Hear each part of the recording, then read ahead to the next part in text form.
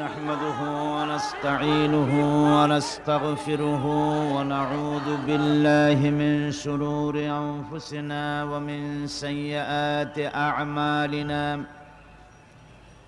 من يهد الله فلا مضل له ومن يضلله فلا هادي له ونشهد أن لا إله إلا الله وحده لا شريك له ونشهد أن سيدنا وحبيبنا ومولانا محمدا عبده ورسوله الذي أرسله بالحق بشيرا ونذيرا وداعيا إلى الله بإذنه وسراجا منيرا فقد قال الله تعالى في كلامه المجيد وفرقانه الحميد أعوذ بالله من الشيطان الرجيم بسم الله الرحمن الرحيم إن الله وملائكته يصلون على النبي يا أيها الذين آمنوا صلوا عليه وسلموا تسليما اللهم آمين ربنا ظلمنا أنفسنا وإن لم تغفر لنا وترحمنا لنكونن من الخاسرين রব্বুল আলামিন চট্টগ্রাম ইসলামী সমাজ কল্যাণ পরিষদ কর্তৃক আয়োজিত 5 দিন ব্যাপী তাফসীরুল কোরআন মাহফিলের আজকের এই চতুর্থ দিবসে বিশাল জনসমুদ্র নিয়ে তোমার দরবারে হাত তুলেছি, কয়েকবার দুরূদ ও সালাম পড়ে মেহেরবানি করে দুরূদ ও সালাম টুকুন সোনার মদিনায় নবী পাকের রওজা মুবারকে পৌঁছে দাও। तमाम পৃথিবীর মাটির নিচে যত মুমিন মুমিনাত শুয়ে আছেন তাদের আরো আর পরে সওয়াব পৌঁছায় দাও রব্বুল আলামিন। এ মাহফিলের আয়োজন যারা করেছেন আর শোনার জন্য যারা এসেছেন, কিয়ামতের দিন মুসিবতের সময় এ মাহফিল আমাদের সকলের জন্য নাজাতের ওসিলা বানিয়ে দিও আল্লাহ। ইয়া রব करम तू अगर करे वो बात दे जुबां को जो दिल पर असर करे। रब्बना तक़ब्बल मिन्ना इन्नका अंतस समीउल अलीम व तुब अलैना इन्नका अंतत तव्वाबुर रहीम। सुब्हान रब्बिका रब्बिल इज्जति अम्मा यसिफून व सलामुन अलल मुरसलीन अल्हम्दुलिल्लाहि रब्बिल आलमीन। मोहतरम सभापति शेखुल हदीस उस्ताजुल असातिज़ा अल्लामा हजरत मौलाना शमसुद्दीन साहिब मद्दजिल्लुहुल आली, हज़रात उलमाए किराम, सम्मानित सुधीमंडली, सुप्रिय एलाकाबासी, दूर दूरान्त থেকে আগত ভাই এবং পর্দার আড়ালের বোনেরা, আসসালামু আলাইকুম ওয়া রাহমাতুল্লাহি ওয়া বারাকাতুহু। আমরা আল্লাহ রাব্বুল ইজ্জত ওয়াল জালাল তার পবিত্র দরবারে লাখো কোটি শুকর আদায় করছি, যে মনিব, যে মালিক, যে মাবুদ দয়া করে মেহেরবানি করে প্রতিদিনের মতো আজও আমাদেরকে কোরআনে কারীমের আকর্ষণে কোরআনের কাছে টেনে এনেছে। আসার, বসার, বলার, শোনার সব দিক থেকে সুযোগ করে দিয়েছেন। না লাইটে অসুবিধা, না মাইকে অসুবিধা, না বসায় অসুবিধা, না শোনায় অসুবিধা, সব দিক থেকে যে মনিব কোরআনে কারীমের এই সুন্দর পরিবেশ তৈরি করলেন, তার দরবারে সেজদা অবনত হয়ে শুকর আদায় করছি প্রাণ ভরে আলহামদুলিল্লাহ। মহব্বতের সাথে জোরে সোরে সবাই পড়েন একযোগে আলহামদুলিল্লাহ। আর মাত্র একটি দিন বাকি আছে। আমরা আজকের দিন সহ 4 দিন, চতুর্থ দিনে পৌঁছলাম। মাবুদের কথা আমরা শুনতেছি। 19 বছর ধরে চিটাগংবাসী বিশাল তাফসিরুল কোরআন মাহফিলের মাধ্যমে শুনছেন, আরো তাফসিরের মাহফিল হচ্ছে, সেগুলিতে শুনছেন। কিন্তু এই শোনার তো কোনো শেষ নাই। আছে কোনো শেষ? এর শোনারও শেষ নাই, মজারও শেষ নাই। লোকেরা আরো শুনতে চায়, আরো শুনতে চায়।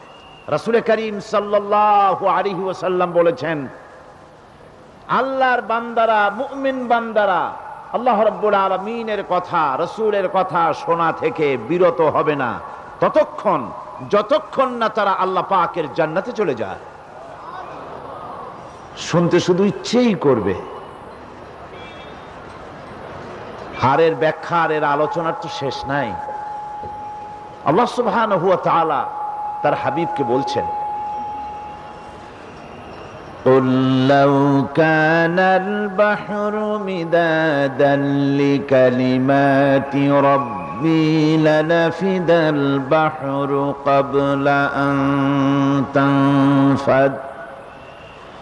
قبل أن تنفد كلمات ربي ولو جئنا بمثله مددا।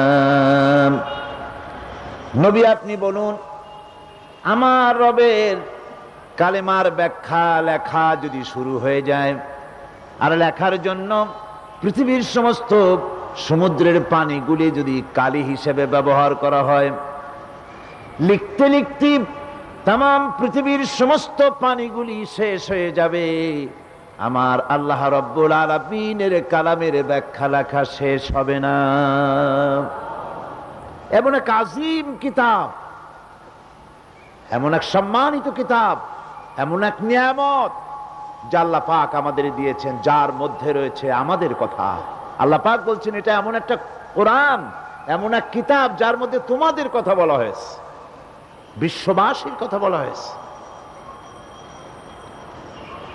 যিনি গান গাইলেন, জাতীয় কবি কাজী নজরুল ইসলামের রচিত গান। নজরুল ইসলামকে আল্লাহ পাক জান্নাত দান করুন, তার জীবনের সব গুনাহ আল্লাহ মাফ করে দিন। ইসলামের ব্যাপারে এবং তার হাবিবের ব্যাপারে কত সুন্দর তিনি রচনা করেছেন। এই রচনার কারণে আল্লাহ যেন তার জীবনের সবগুলি গুনাহ মাফ করে দেন। গানের একটা কলি ছিল, কেবল মুসলমানের লাগিয়া আসেনি কো ইসলাম। কি সুন্দর কথা, বাস্তব কথা। আল্লাহ শুধু মুসলমানদের আল্লাহ নন, তাহলে তো পড়া হতো আলহামদুলিল্লাহি রব্বিল মুসলিমিন। আল্লাহ শুধু নবী রাসূলদের আল্লাহ নন, তাহলে লেখা হতো আলহামদুলিল্লাহি রব্বিল মুরসালিন। আল্লাহ শুধু পীর বুজুর্গ এবং মুত্তাকিনদের জন্য আল্লাহ নন, তাহলে লেখা হতো আলহামদুলিল্লাহি রব্বিল আউলিয়া ওয়াল মুত্তাকিন। কিন্তু তা তো বলা হয়নি। তিনি শুধু নবীদের আল্লাহ নন, তিনি শুধু সাহাবীদের আল্লাহ নন, তিনি শুধু পীর বুজুর্গদের আল্লাহ নন, তিনি শুধু আলেম ওলামা আর শুধু মুসলমানদের আল্লাহ নন। তিনি আল্লাহ কাদের? আলহামদুলিল্লাহি রাব্বিল আলামিন। জান ভরে প্রাণ ভরে সবাই পড়েন আলহামদুলিল্লাহি রাব্বিল আলামিন। তিনি তো আমার সেই আল্লাহ যিনি সকলের জন্য আল্লাহ। তিনি সকলের, তার ইসলাম সকলের, তার কোরআন সকলের, তার নবীও সকল। সুতরাং এ কোরআন মানুষের কথা বলেছে, কোরআন সত্যের কথা বলেছে, কোরআন সুন্দরের কথা বলেছে, কোরআন নান্দনিক কথা বলেছে। কোরআন মানুষের প্রয়োজনের কথা বলেছে, কোরআন মানব গোষ্ঠীর বাঁচার তাকিদে কথা বলেছে। পৃথিবীতে মুক্তি, পৃথিবীতে শান্তি এবং কিয়ামতে জাহান্নাম থেকে মুক্তির জন্য কোরআনের মতো এত সুন্দর উপস্থাপনা, এত সুন্দর প্রেজেন্টেশন, এমন সুন্দর বাস্তবায়িত বক্তব্য পৃথিবীতে আর আসে নাই। এটা তুলনাবিহীন, এর কোনো বিকল্প নাই। কোরআনে কারিমের কোনো বিকল্প আছে? কোনো বিকল্প নাই। কোরআন কি মজার কিতাব, পোড়া কপাল আমাদের।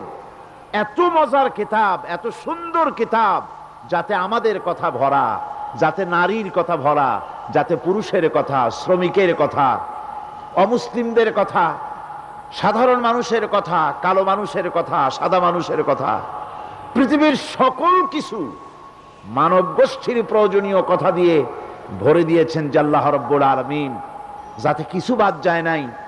বিজ্ঞান আছে, দর্শন আছে, ইতিহাস আছে, ভূগোল আছে, খতত্ব আছে, ভূতত্ব আছে, নৃতত্ব আছে, সমাজ বিজ্ঞান আছে, চিকিৎসা বিজ্ঞান আছে, কি নাই? সব কিছু দিয়ে আল্লাহ পাক কোরআনে কারীমকে ভরে দিয়েছেন। বিশ্ববাসীর জন্য আল্লাহর পক্ষ থেকে সর্বশ্রেষ্ঠ সর্বশেষ নিয়ামত। আর এই নিয়ামত নষ্ট হবে না, এই নিয়ামত লয় হবে না, ক্ষয় হবে না, ধ্বংস হবে না। এই নিয়ামত বেঁচে থাকবে কিয়ামত পর্যন্ত, এর কোনো ক্ষয় নাই। অবশ্য চেষ্টা করেছে লোকেরা কোরআনে কারীমকে নষ্ট করার জন্য, একে দুনিয়া থেকে উৎখাত করার জন্য চেষ্টা চলেছে। চেষ্টা যে হয় নাই তা না, কিন্তু চেষ্টা করে তারা ব্যর্থ হয়ে গেছে। কবি সুন্দর করে বলেছেন, সতেজা কর রহা হ্যায় अज़ल से ताइम रोज, सतेजा कर रहा है अज़ल से ताइम रोज, चरागे मुस्तफावी से शरारे बुलहबीस। সে আবহমান কাল থেকে শুরু করে আল্লাহর কালামকে, আল্লাহর নূরকে মিটাই দেওয়ার জন্য প্রচেষ্টা চলেছে। কিন্তু এই হাজারো প্রচেষ্টা ব্যর্থতায় পর্যবসিত হয়ে গেছে। মুস্তাফা সাল্লাল্লাহু আলাইহি ওয়াসাল্লামের নূর, তাকে আল্লাহ পাক যে নূর দিয়েছেন, কিতাব দিয়েছেন, ইসলাম দিয়েছেন, তার প্রচন্ড টর্নেডো, গোরকি, হেরিকেন, এই সব কিছুর মোকাবেলা করে জ্বলতে রয়েছে, জ্বলছে, জ্বলবে, কিয়ামত পর্যন্ত নিভাবার ক্ষমতা কারো নাই। সুবহানাল্লাহ। কারি সাহেব তার তেলাওয়াতের মধ্যে কি সুন্দর করে ওই জায়গা থেকেই তেলাওয়াত করেছেন। আল্লাহ রাব্বুল আলামিন বলেছেন, ইউরিদুনা লিইউতফিউ নূরাল্লাহি বিআফওয়াহিহিম ওয়াল্লাহু মুতিম্মু নূরিহি ওয়ালাউ কারিহাল কাফিরুন। ওরা চায় মুখের ফু দিয়ে আমার আলোটারে নিভাই দেবে, আমার দ্বীনকে বিলুপ্ত করে দেবে, আমার দ্বীনের দাওয়াতকে নষ্ট করে দেবে, কোরআনকে, নবুয়তকে, রিসালাতকে উৎখাত করে দেবে মুখের ফু দিয়া। আল্লাহ পাক বলছেন, ওয়াল্লাহু মুতিম্মু নূরিহি, আল্লাহ পাক তার দ্বীনকে পূর্ণতা দান করবেন। কারো ক্ষমতা নাই এটাকে মিটাবার। তাতে আল্লাহ তার দ্বীনকে, তার নূরকে পূর্ণতা দান করবেন। তাতে কাফের, মুশরিক, এদের কলজা যত জ্বালা পোড়া হোক না কেন, তারপরেও টিকে থাকবে এটা। সুবহানাল্লাহ বলো। বন্ধুগণ, আমরা আলোচনা করতেছিলাম সূরা আল বাকারা, দ্বিতীয় পারা, তৃতীয় রুকু। শেষ করতে পারি নাই। খুবই গুরুত্বপূর্ণ আলোচনা, যা জীবনের উপরে যদি ধরে রাখতে পারি, একটি আয়াতের ব্যাখ্যা সারাটা জীবন ভাগ্য চমকে যাবে, ফেরেশতারা হার মানবে, জান্নাতের দরজা খুলে যাবে, দুনিয়ায় সুখ এবং সমৃদ্ধি ফিরে আসবে। কোন সুবহানাল্লাহ। একটি আয়াতের ব্যাখ্যা আমল করতে পারলে যথেষ্ট। আল্লাহ পাক বলছেন, পূর্ব পশ্চিমে মাথা যত ঘুরাও, এটাই নেককার পুণ্যবান হওয়ার জন্য যথেষ্ট নয়। যথেষ্ট কি? শর্ত হচ্ছে আল্লাহর প্রতি ঈমান আনতে হবে, পরকালকে বিশ্বাস করতে হবে, কিতাবের উপরে, ফেরেশতার উপরে, নবীদের উপরে বিশ্বাস করতে হবে। আর গতকাল আলোচনা করেছিলাম কিসের উপরে? সাদকা এবং যাকাত, এই দুটি বিষয়ের উপর। গতকাল যেখান থেকে শেষ করেছিলাম সে জায়গাটা ছিল এই যাকাতের ব্যাপারটা। তার মানে হচ্ছে আমি গতকাল ওটা শেষ করতে পারিনি, বলেছিলাম এর অসমাপ্ত কথাগুলি আজকে বলবো এবং আজকে সামনে আরো বাড়বো ইনশাআল্লাহ। ওমা তৌফিকি ইল্লা বিল্লাহ। খুব কান খাড়া করে শুনবেন, কাজে লাগবে ইনশাআল্লাহ। আল্লাহ যেন আমাদের দিল মন পূর্ণ অ্যাটেনশন দিয়ে কোরআনে কারীম শোনার বোঝার তৌফিক দান করেন, বলেন আমিন। আর আমি দোয়া চাই, সকলে দোয়া করুন, আল্লাহ যেন এ গোলামকে বলার তৌফিক দেন, সহিভাবে বলার তৌফিক দেন। যে জায়গাটা বলতে পারি নাই, অসমাপ্ত রয়ে গেছিল, সেটা হলো এই যে ইসলামী অর্থনীতিতে বুনিয়াদী কথা হচ্ছে যে ইসলামের দৃষ্টিতে সকল ধন এবং সম্পদের মূল মালিক হচ্ছেন আল্লাহ পাক। সমস্ত ধন সম্পদের মালিক কে? আল্লাহ সুবহানাহু ওয়া তাআলা। কোরআনে কারীম বলছে লিল্লাহি মা ফিস সামাওয়াতি ওয়া মা ফিল আরদ। আকাশ এবং জমিনের ভিতরে যা কিছু আছে সব কিছুর মালিকানা কার? জোরে বলেন কার? আল্লাহ রাব্বুল আলামিন হচ্ছেন এর একচ্ছত্র মালিক। সুতরাং বান্দাদের কাছে কিছুদিনের জন্য এগুলিকে আমানত রাখা হয়েছে। আমাদের ঘর আছে, বাড়ি আছে, ব্যবসা আছে, বাণিজ্য আছে, জায়গা আছে, জমিন আছে, গরু আছে, বাছুর আছে, এই সবগুলি কিছুদিনের জন্য আমাদের কাছে কি রাখা হয়েছে? আমানত। আমানতের মাল আপনি আপনার ইচ্ছা মতো খরচ করতে পারবেন না। আমানতের মাল কি ইচ্ছা মতো খরচ করা যায়? যায় না। আমানতের মালকে খরচ করতে হলে মূল মালিকের ইচ্ছা অনুযায়ী খরচ করতে হবে। মূল মালিককে আল্লাহ রাব্বুল আলামিন বলছেন ইন্নাল্লাহা আশতারা মিনাল মুমিনিনা আনফুসাহুম ওয়া আমওয়ালাহুম বিআন্না লাহুমুল জান্নাহ। আমি আমার মুমিনের জান এবং মালকে খরিদ করে নিয়েছি, বিনিময় জান্নাত দিয়ে দিয়েছি। তোমার কাছে যে জান আছে, মাল আছে, এটা তোমার নয়, এটা আমার আমানত তোমার কাছে। সুতরাং এই আমানত খরচ করতে হবে মূল মালিকের ইচ্ছা অনুযায়ী। সমাজের এক শ্রেণীর লোক প্রচুর বিত্তের মালিক হবে, সমাজের এক শ্রেণীর লোক প্রচুর বিত্ত এবং সম্পদের মালিক হয়ে ভোগ বিলাসের আনন্দের স্রোতে ভেসে যেতে থাকবে, নিজেকে ভাসিয়ে দেবে। আর এক শ্রেণীর লোক অনাহারে অর্ধাহারে কষ্ট করবে। এ বিধান ইসলামের নয়। কেউ থাকবে 10 তলায় আর কেউ থাকবে গাছতলায়, কেউ খাবে পোলাও, কোরমা, বিরিয়ানি, আর কারো কিসমতে মরুচ পোড়াও হবে না। এ বিধান আল্লাহর নয়।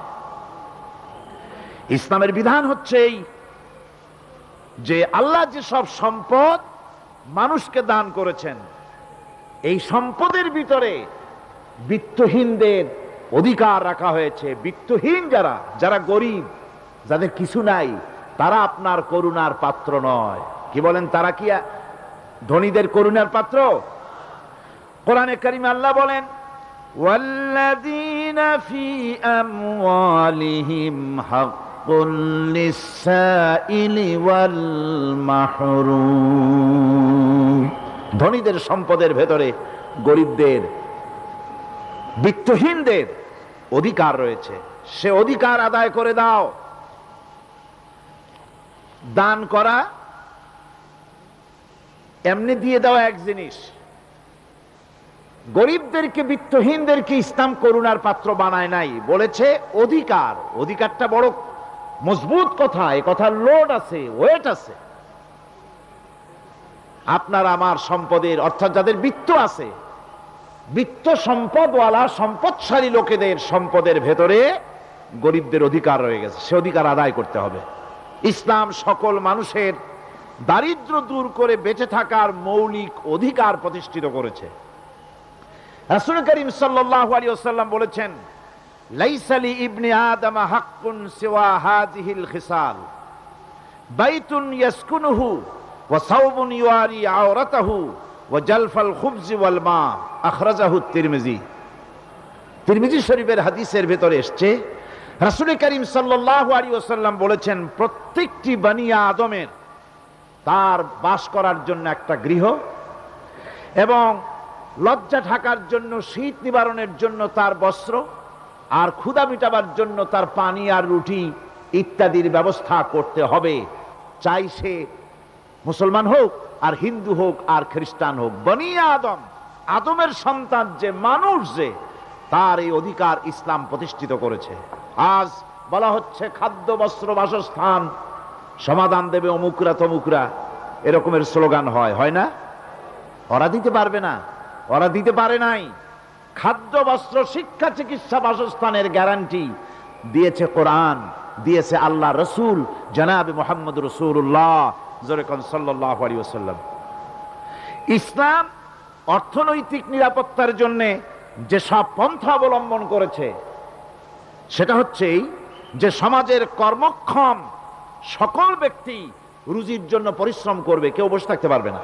এটা হচ্ছে ইসলামের নিয়ম, কেউ বসে থাকতে পারবে না। কোরআনে কারীম বলছে, ফাইদা কুদিয়াতিস সালাতু ফান্তাশিরু ফিল আরদ ওয়াবতাগু মিন ফাদলিল্লাহ। ফাইদা কুদিয়াতিস সালাত, যখন তোমার নামাজ সম্পূর্ণ হয়ে গেল, ফান্তাশিরু ফিল আরদ, ছড়িয়ে পড়ো আমার জমিনের উপরে, ওয়াবতাগু মিন ফাদলিল্লাহ, আর আমার অনুগ্রহ অনুসন্ধান করো। রুজি কামানো কোনো খারাপ জিনিস না। কেউ মনে করে সারাদিন বসে বসে আল্লাহর জিকির করব, কেউ দুনিয়াটারে ঝামেলা মনে করে জঙ্গলে চলে যেতে চায়, এটা নিয়ম না। আপনি বসে থাকতে পারবেন না, আপনাকে কাজ করতে হবে। রুজি কামাই করাটাকে কোরআনে কারিমে এতটা সম্মান দিয়েছে, যেটাকে ফদলুল্লাহ বলা হয়েছে। ফদলুল্লাহ, এটা আল্লাহর অনুগ্রহ। সুবহানাল্লাহ বলেন। এটাকে ফদলুল্লাহ বলা হয়েছে, এটা জিনাতুল্লাহ বলা হয়েছে। আপনি যে কাপড় চোপড় ব্যবহার করেন, এই কাপড় চোপড়ের ব্যাপারে আল্লাহ পাক প্রশংসা করেছেন, কাপড় চোপড় সুন্দর পড়তে বলেছেন। তারপরে রুজি রোজগার হালাল করতে বলা হয়েছে, এবং রুজি কামাবার ব্যাপারে হালাল ভাবে রুজি কামাবার জন্য ইন্সপিরেশন দেওয়া হয়েছে কোরআন এবং হাদিসে। রাসূল করিম সাল্লাল্লাহু আলাইহি ওয়াসাল্লাম বলেছেন, আল কাসিবু হাবিবুল্লাহ, সহস্তে যে উপার্জন করে সে আল্লাহর বন্ধু। যে ব্যক্তি ঠেলা গাড়ি চালায়, কুলি মজুর রিক্সা চালায়, নিন্দা নাই, তাকে নিন্দা করা যাবে না। রিক্সাওয়ালাও একটা গুরুত্বপূর্ণ দায়িত্ব পালন করছে। কুমার, কামার, তাঁতি, জেলে, ধোপা, নাপিত সবাই কাজ করছে। প্রত্যেক কাজের সম্মান ইসলাম দেয়। সুবহানাল্লাহ কোন। সমস্ত কাজের সম্মান আছে, শুধুমাত্র সম্মান নাই চুরির কাজের, ডাকাতির কাজের, সন্ত্রাসের কাজের, চাঁদাবাজির কাজের, মাস্তানির কাজের। এই সব কাজ নিন্দনীয় এবং এই সব কাজ নিতান্ত বাজে কাজ। এ কাজের কোনো সম্মান নাই।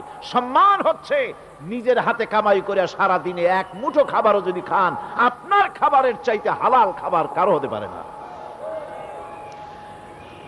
আল্লাহর বন্ধু সোজা কথা না। আল কাসিবু হাবিবুল্লাহ, সহস্ত উপার্জনের এত বরকত। সেজন্য অর্থনৈতিক নিরাপত্তার জন্য সমাজের প্রত্যেকটি কর্মক্ষম লোককে কাজ করতে হবে। কি করতে হবে? নামাজ পড়া হয়ে গেছে, এখন আর বসে থাকা চলবে না, নেমে পড়ুন কাজের জন্য, আল্লাহর অনুগ্রহ অনুসন্ধান করুন। এরপরে আল্লাহ পাক বলছেন, আমার অনুগ্রহ রুজি কামাও, আর রুজি কামাবার সময় আযকুরুল্লাহ যিকরান কাসীরা লাআল্লাকুম তুফলিহুন। আর জিকির করবা আমার বেশি, আমার জিকির করবা। বলা হচ্ছে রুজি অনুসন্ধান করো, আর বলা হচ্ছে আমার জিকির করো। তো জিকির আর রুজি সন্ধানের ভিতরে সামঞ্জস্য কি? সামঞ্জস্যটা হচ্ছে এই যে আপনি যখন উযকুরুল্লাহ কাসীরান, আপনাকে বেশি করে জিকির করতে হবে। জিকির মানে কি? স্মরণ করা। জিকির মানে কি? স্মরণ করা। আল্লাহকে স্মরণ করেন। রুজি যখন কামাতে যাবেন স্মরণ করবেন কারে? চিল্লা এখন কারে? আপনি রুজি কামাবার জন্য চাকরি করতেছেন, অফিসে বসে যদি আল্লাহ রাব্বুল আলামিন আপনার স্মরণে থাকে, তাহলে ঘুষ খাওয়া আপনার জন্য সম্ভব হবে না। কথা ঠিক কিনা?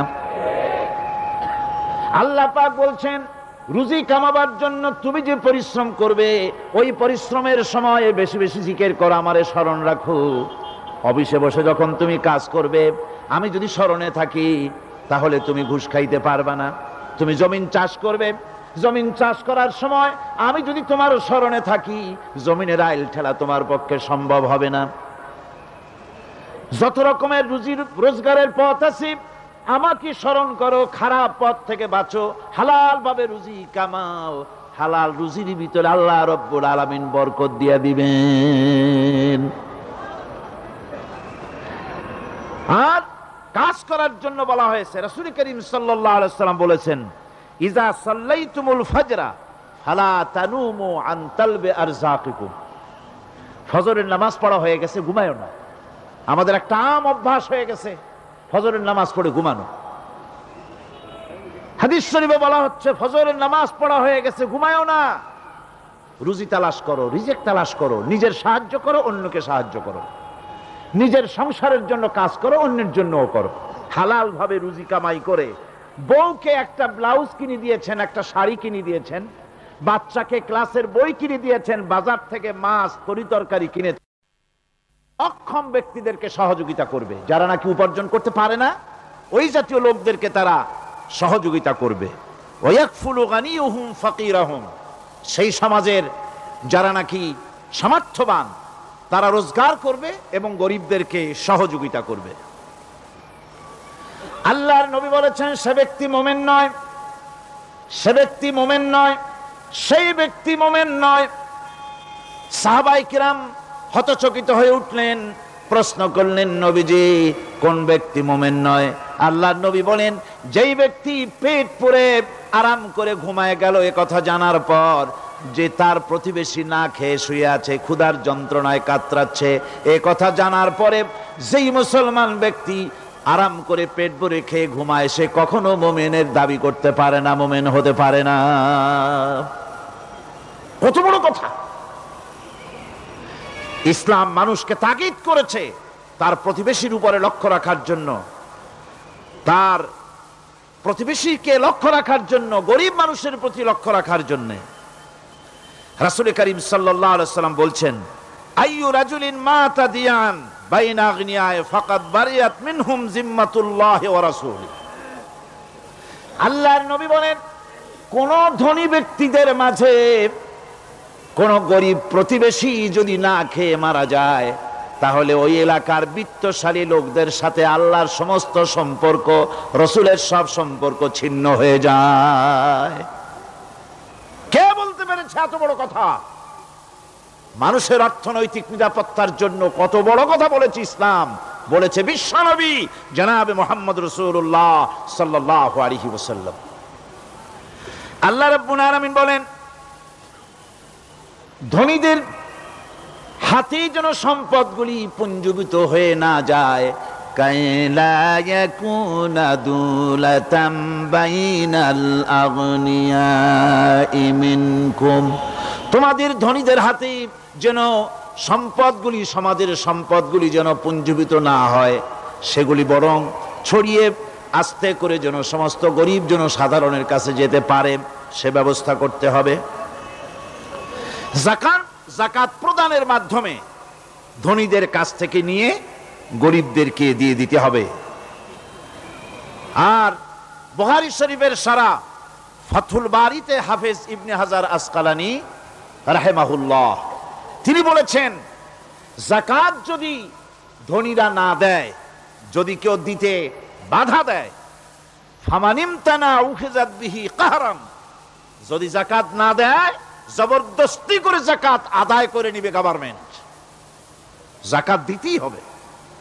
মুনকিরিনে যাকাত, যারা যাকাত দিতে অস্বীকার করেছিল, হযরতে সিদ্দিক আকবর, হযরতে আবু বকর সিদ্দিক রাদিয়াল্লাহু তাআলা আনহু, তিনি তাদের সম্পর্কে বলেছিলেন, ওয়াল্লাহি লাউ কাতিলান্না মান ফাররাকা বাইনাস সালাতি ওয়াজ যাকাত, অবশ্যই আমি ওই সম্প্রদায়ের লোকের বিরুদ্ধে যুদ্ধ ঘোষণা করব যারা নামাজ আর যাকাতের মধ্যে পার্থক্য সূচিত করবে। যারা নামাজ তো পড়বে কিন্তু যাকাত দিবে না, সরকারের কাছে যাকাত আদায় করবে না, তাদের বিরুদ্ধে যুদ্ধ ঘোষণা করব। ইসলামী সরকার যদি প্রতিষ্ঠিত হয় তাহলে এই যাকাত আদায় করা হবে। যাকাত কেউ নিয়ে বসে থাকতে পারবে না, যাকাত আদায় করা হবে। আমাদের দেশে নিয়ম মাফিক যদি যাকাত আদায় করা হতো, এই দেশ যদি ইসলামী গভর্নমেন্ট হতো, আল্লাহ যেন দয়া করে দেন, কন্যা আমিন। আল্লাহ পাক যদি দয়া করে দেশটার ইসলামী রাষ্ট্র বানায় দেন, তাহলে যাকাত তো আদায় করে নেওয়া হবে, যাকাত দিতে আপনি বাধ্য, গরিব মানুষ থাকবে না। এখনো বাংলাদেশের নিয়ম মাফিক যদি যাকাত আদায় করা হয়, নিয়ম মাফিক মানে সোনার যাকাত, রূপার যাকাত, নগদ ক্যাশের যাকাত, ফসলের ওষুধ সঠিকভাবে যদি আদায় করা হয়, তো একেবারে কম করে হলেও 1000 কোটি টাকা যাকাতের টাকা কালেকশন হতে পারে। এটা কি কম কথা? 1000 কোটি টাকা, এই টাকা আদায় করা হচ্ছে না। এই টাকা আদায় না করার কারণে যে শূন্যতার সৃষ্টি হচ্ছে, এই ভ্যাকুয়ামকে পূর্ণ করার জন্য এগিয়ে এসেছে 7 সমুদ্র 13 নদীর উপর থেকে এনজিওরা। এনজিওরা এসে আমাদের দেশে, সব এনজিও খারাপ আমি তা বলি না, বহু এনজিও আছে যারা এদেশের উন্নয়নের, আর্থসামাজিক উন্নয়নের জন্য তারা প্রচেষ্টা করছে, রাস্তাঘাট, স্কুল কলেজ, চিকিৎসা ইত্যাদির দিকে কাজ করছে। যতগুলি এনজিও আমাদের দেশে আছে তার ভিতরে 52টা এনজিও গোনা বাছা যারা ইসলামের প্রকাশ্য দুশমন, আর এর শীর্ষস্থানে আছে ব্রাক। এই এনজিও গুলি তারা আমাদের দেশে এসে সুদি কারবার শুরু করেছে, পরিপূর্ণভাবে সুদের কারবার। ব্যাংকের থেকে যদি আপনি লোন নেন তাহলে 15 or 17% ইন্টারেস্ট দিতে হবে, আর ওদের কাছ থেকে যে সুদ, যে টাকা নেওয়া হয়, সেই টাকায় গ্রামীণ ব্যাংক থেকে শুরু করে ব্রাক বলেন, কারিতাস বলেন, অক্সফাম বলেন, অ্যাডাপ বলেন, যেগুলি আছে এগুলি সুদ নেয় 30 থেকে 34% পর্যন্ত।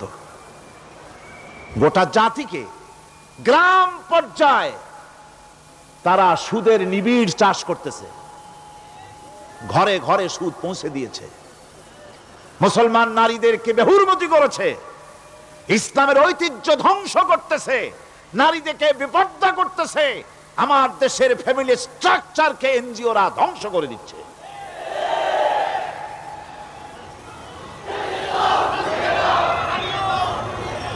সুতরাং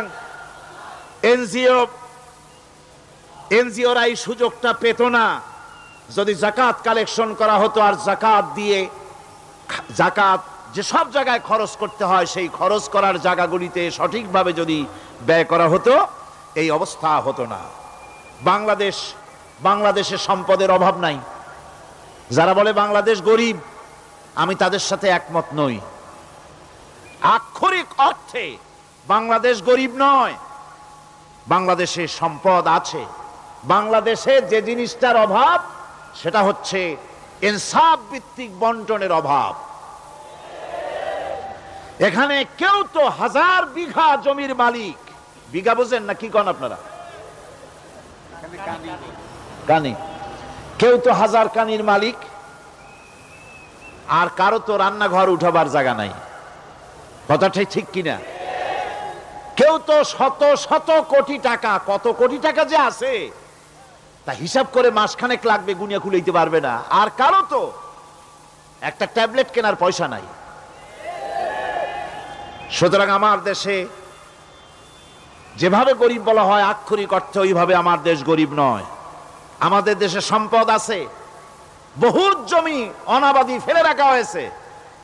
রাসূল করিম সাল্লাল্লাহু আলাইহি ওয়াসাল্লাম বলেছেন, সেই ব্যক্তির জমিন রাখার অধিকার নাই যে ব্যক্তি তা চাষের আওতায় না আনে।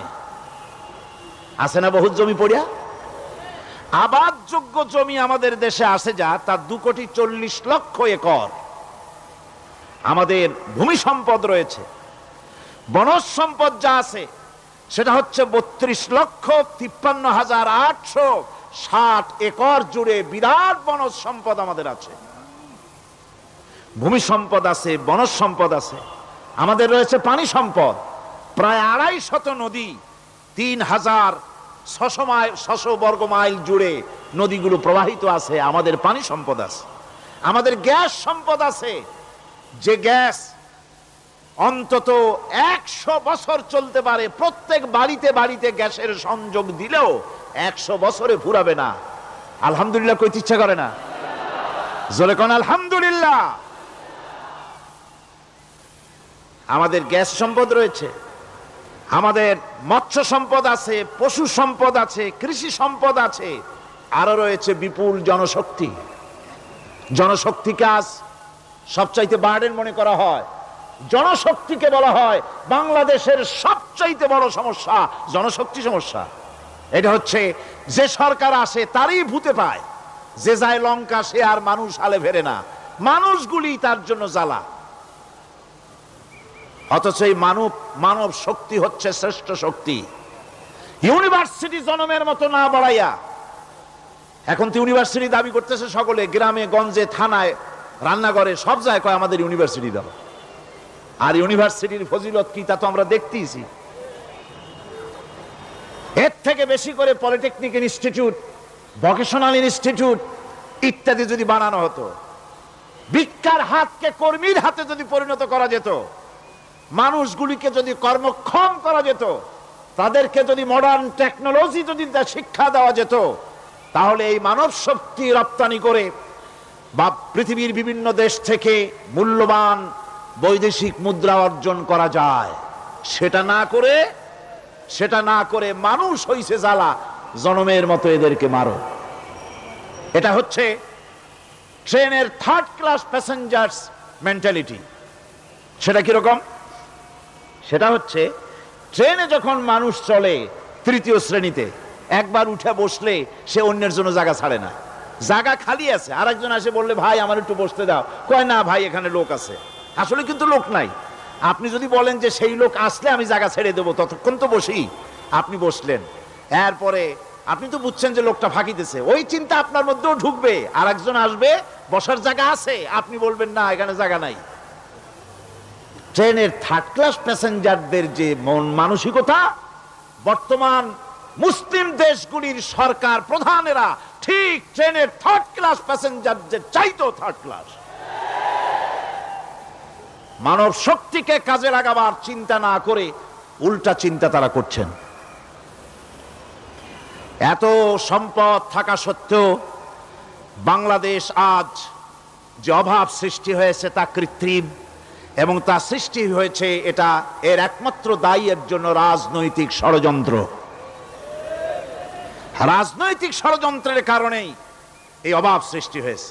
গোড়া থেকেই আমাদের দেশটি ষড়যন্ত্রের শিকার। প্রথমে ব্রিটিশ বেনিয়ারা 200 বছর পর্যন্ত গোলামির জিনজির পরিয়ে দিয়েছে। 200 বছর গোলামির পর দ্বিজাতি তত্ত্ব এবং মুসলিম সংখ্যাগরিষ্ঠতার ভিত্তিতে 47-এর আজাদি, তারপর পশ্চিমাদের শোষণ বঞ্চনা থেকে মুক্তি লাভের জন্য 71-এর আজাদি,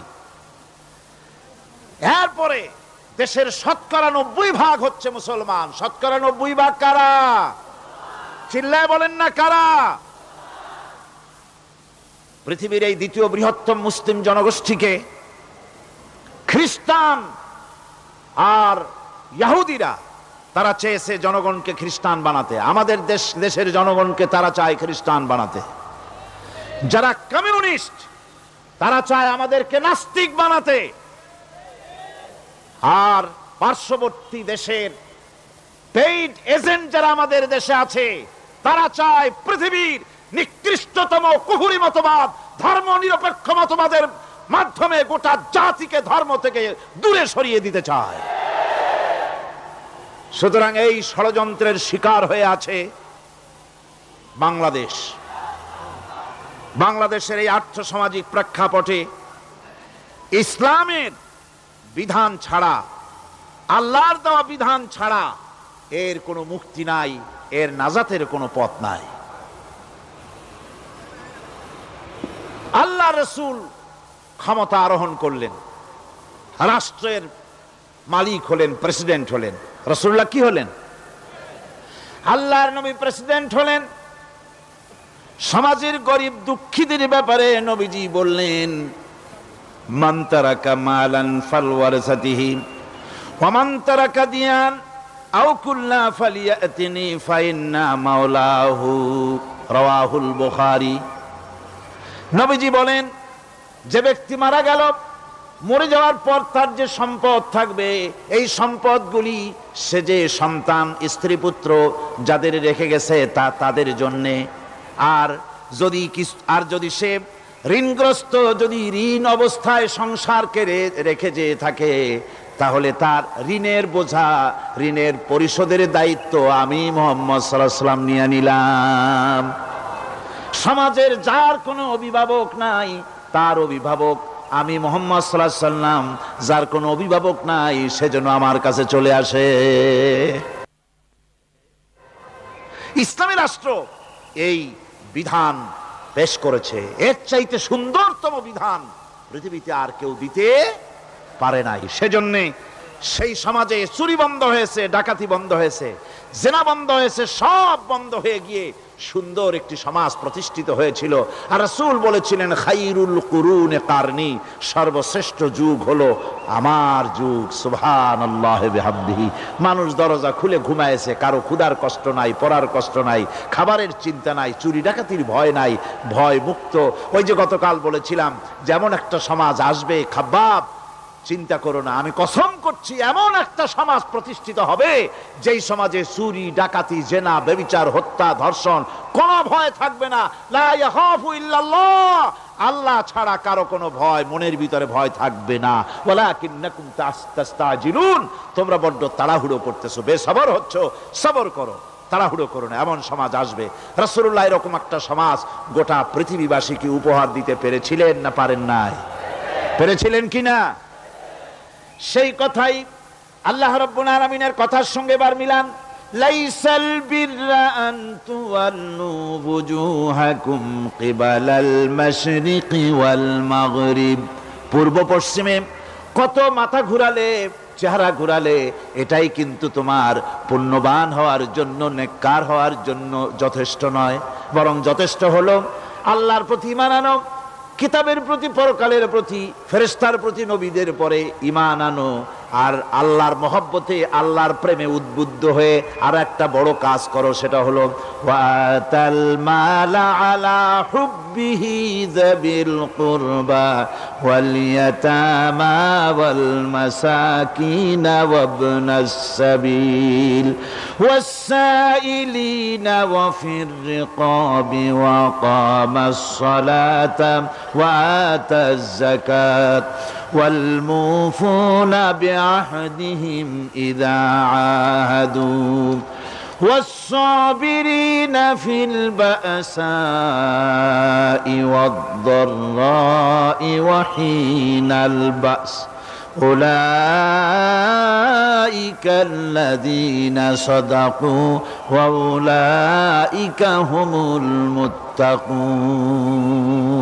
আরেকটি গুরুত্বপূর্ণ কাজ করতে হবে আল্লাহ পরকালে বিশ্বাস করার সাথে সাথে, সেটা হলো এই, তোমাদের জানের মতো প্রিয় ধন এবং সম্পদকে আল্লাহর মহব্বতে খরচ করতে হবে। সেজদা দিয়ে কপালে দাগ লাগাইছো, কিন্তু প্রতিবেশীকে সাহায্য করো নাই, গরিবদেরকে দাও নাই, এতিমকে দাও নাই, বোনকে ঠকাইছো, মেয়েকে ঠকিয়েছো, তোমার ওই সেজদায় কিয়ামতে কাজ দিবে না। প্রকৃতপক্ষের নেককার পুণ্যবান হওয়ার জন্য গরিব জনসাধারণকে সহযোগিতা করতে হবে। এরপরে মাঝখান থেকে যেটা বাদ দিয়েছিলাম, বলেছিলাম নামাজ এবং যাকাত। আমি যাকাতটা কালকে আগে নিয়ে এসেছিলাম, নামাজটা ছিল আগে। সেই নামাজটা যেহেতু আলাদা একটা বিষয় হবে, আর যাকাতটা সাদকার সাথে সামঞ্জস্য আছে, সেই জন্য যাকাত আর সাদাকার কথাটা একসঙ্গে মিলাই বলেছিলাম। এখন শুরু করছি নামাজ। সালাত, সালাত এর আবিধানিক অর্থ হচ্ছে কোন জিনিসের দিকে মুখ ফিরানো। সালাতের অর্থ হচ্ছে নিকটবর্তী হওয়া, মুখ ঘুরানো, মুতাওয়াজ্জা হওয়া। ওই যে হযরত ইব্রাহিম আলাইহিস সালাম বলেছিলেন, ইন্নী ওয়াজ্জাহতু ওয়াজহিয়া লিল্লাযী ফাতারাস সামাওয়াতি ওয়াল আরদ। জানেন আপনারা? পড়েন, ইন্নী ওয়াজ্জাহতু ওয়াজহিয়া লিল্লাযী ফাতারাস সামাওয়াতি ওয়াল আরদ হানিফা ওয়া মা আনা মিনাল মুশরিকিন। নিশ্চয় আমার মুখ ঘুরায় দিলাম কার দিকে? যিনি আকাশ এবং জমিনের স্রষ্টা, সব কিছুর মালিক যিনি, তার দিকে আমি মুতাওয়াজ্জা হলাম। নামাজের অর্থই হচ্ছে মুতাওয়াজ্জা হওয়া, মুখ ঘুরিয়ে দেওয়া, চেহারা ঘুরিয়ে দেওয়া। আর নামাজের আরেক অর্থ হচ্ছে নিকটবর্তী থেকে আরো নিকটবর্তী হওয়া। আমরা কি নিকটবর্তী হতে চাই? না বুঝলে কবেন কি? নিকটবর্তী হইতে চাই কার? আল্লাহর। আমরা কি আল্লাহর নিকটবর্তী হতে চাই? আল্লাহ রাব্বুল আলামিন বলেন, নিকটবর্তী হতে হলে ওয়াসজুদ ওয়াকতারিব, সেজদা দাও আর সেজদার মাধ্যমে আমার নিকটবর্তী হয়ে যাও। সেজদা দিলেই আল্লাহর নিকটবর্তী হওয়া যায়। কোন সুবহানাল্লাহ। সাহাবী, আল্লাহ নবীর সাহাবী প্রশ্ন করেছেন, নবীজি বান্দা কখন আল্লাহর নিকটবর্তী হয়ে যায়? নবীজি বলেছেন, বান্দা যখন সেজদা দেয় তখন আল্লাহর বান্দার মাঝে কোনো হিজাব থাকে না, একদম আল্লাহ পাকের নিকটবর্তী হয়ে যায় বান্দা যখন সেজদায় পড়ে যায়। সুতরাং নামাজ হচ্ছে নিকটবর্তী হওয়া, সালাত এটা হচ্ছে নিকটবর্তী হওয়া।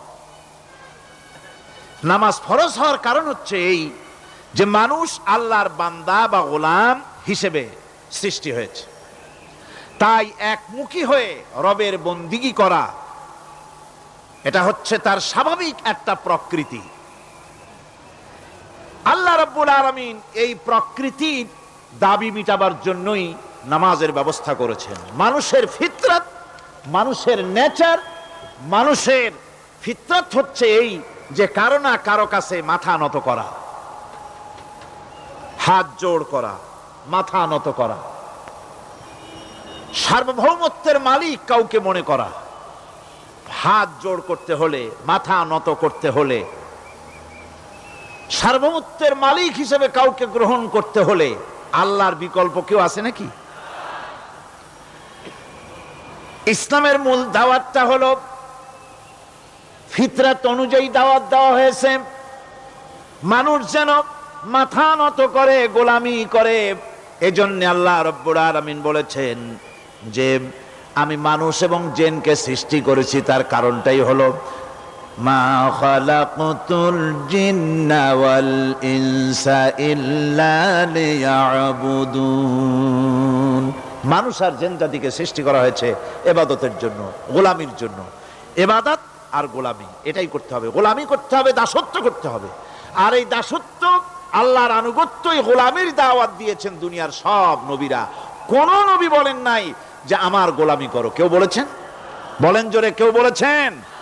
আল্লাহ পাক বলেন, ওয়ালাকাদ বা'আসনা ফি কুল্লি উম্মাতির রাসূলা আন ইবুদুল্লাহা ওয়াজতানিবুত তাগুত।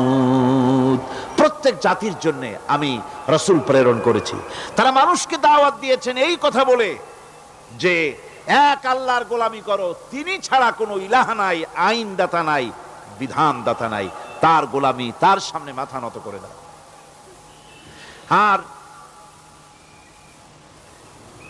প্রত্যেক নবীর যুগেই নামাজ রোজা শরীয়তের মধ্যে ছিল। নামাজ রোজা কম বেশি প্রত্যেক নবীর জামানায় আল্লাহ পাক এটাকে বাধ্যতামূলক করেছিলেন। নামাজ, রোজা, যাকাত সব নবীদের জন্য বাধ্যতামূলক ছিল, তার উম্মতের জন্য বাধ্যতামূলক ছিল।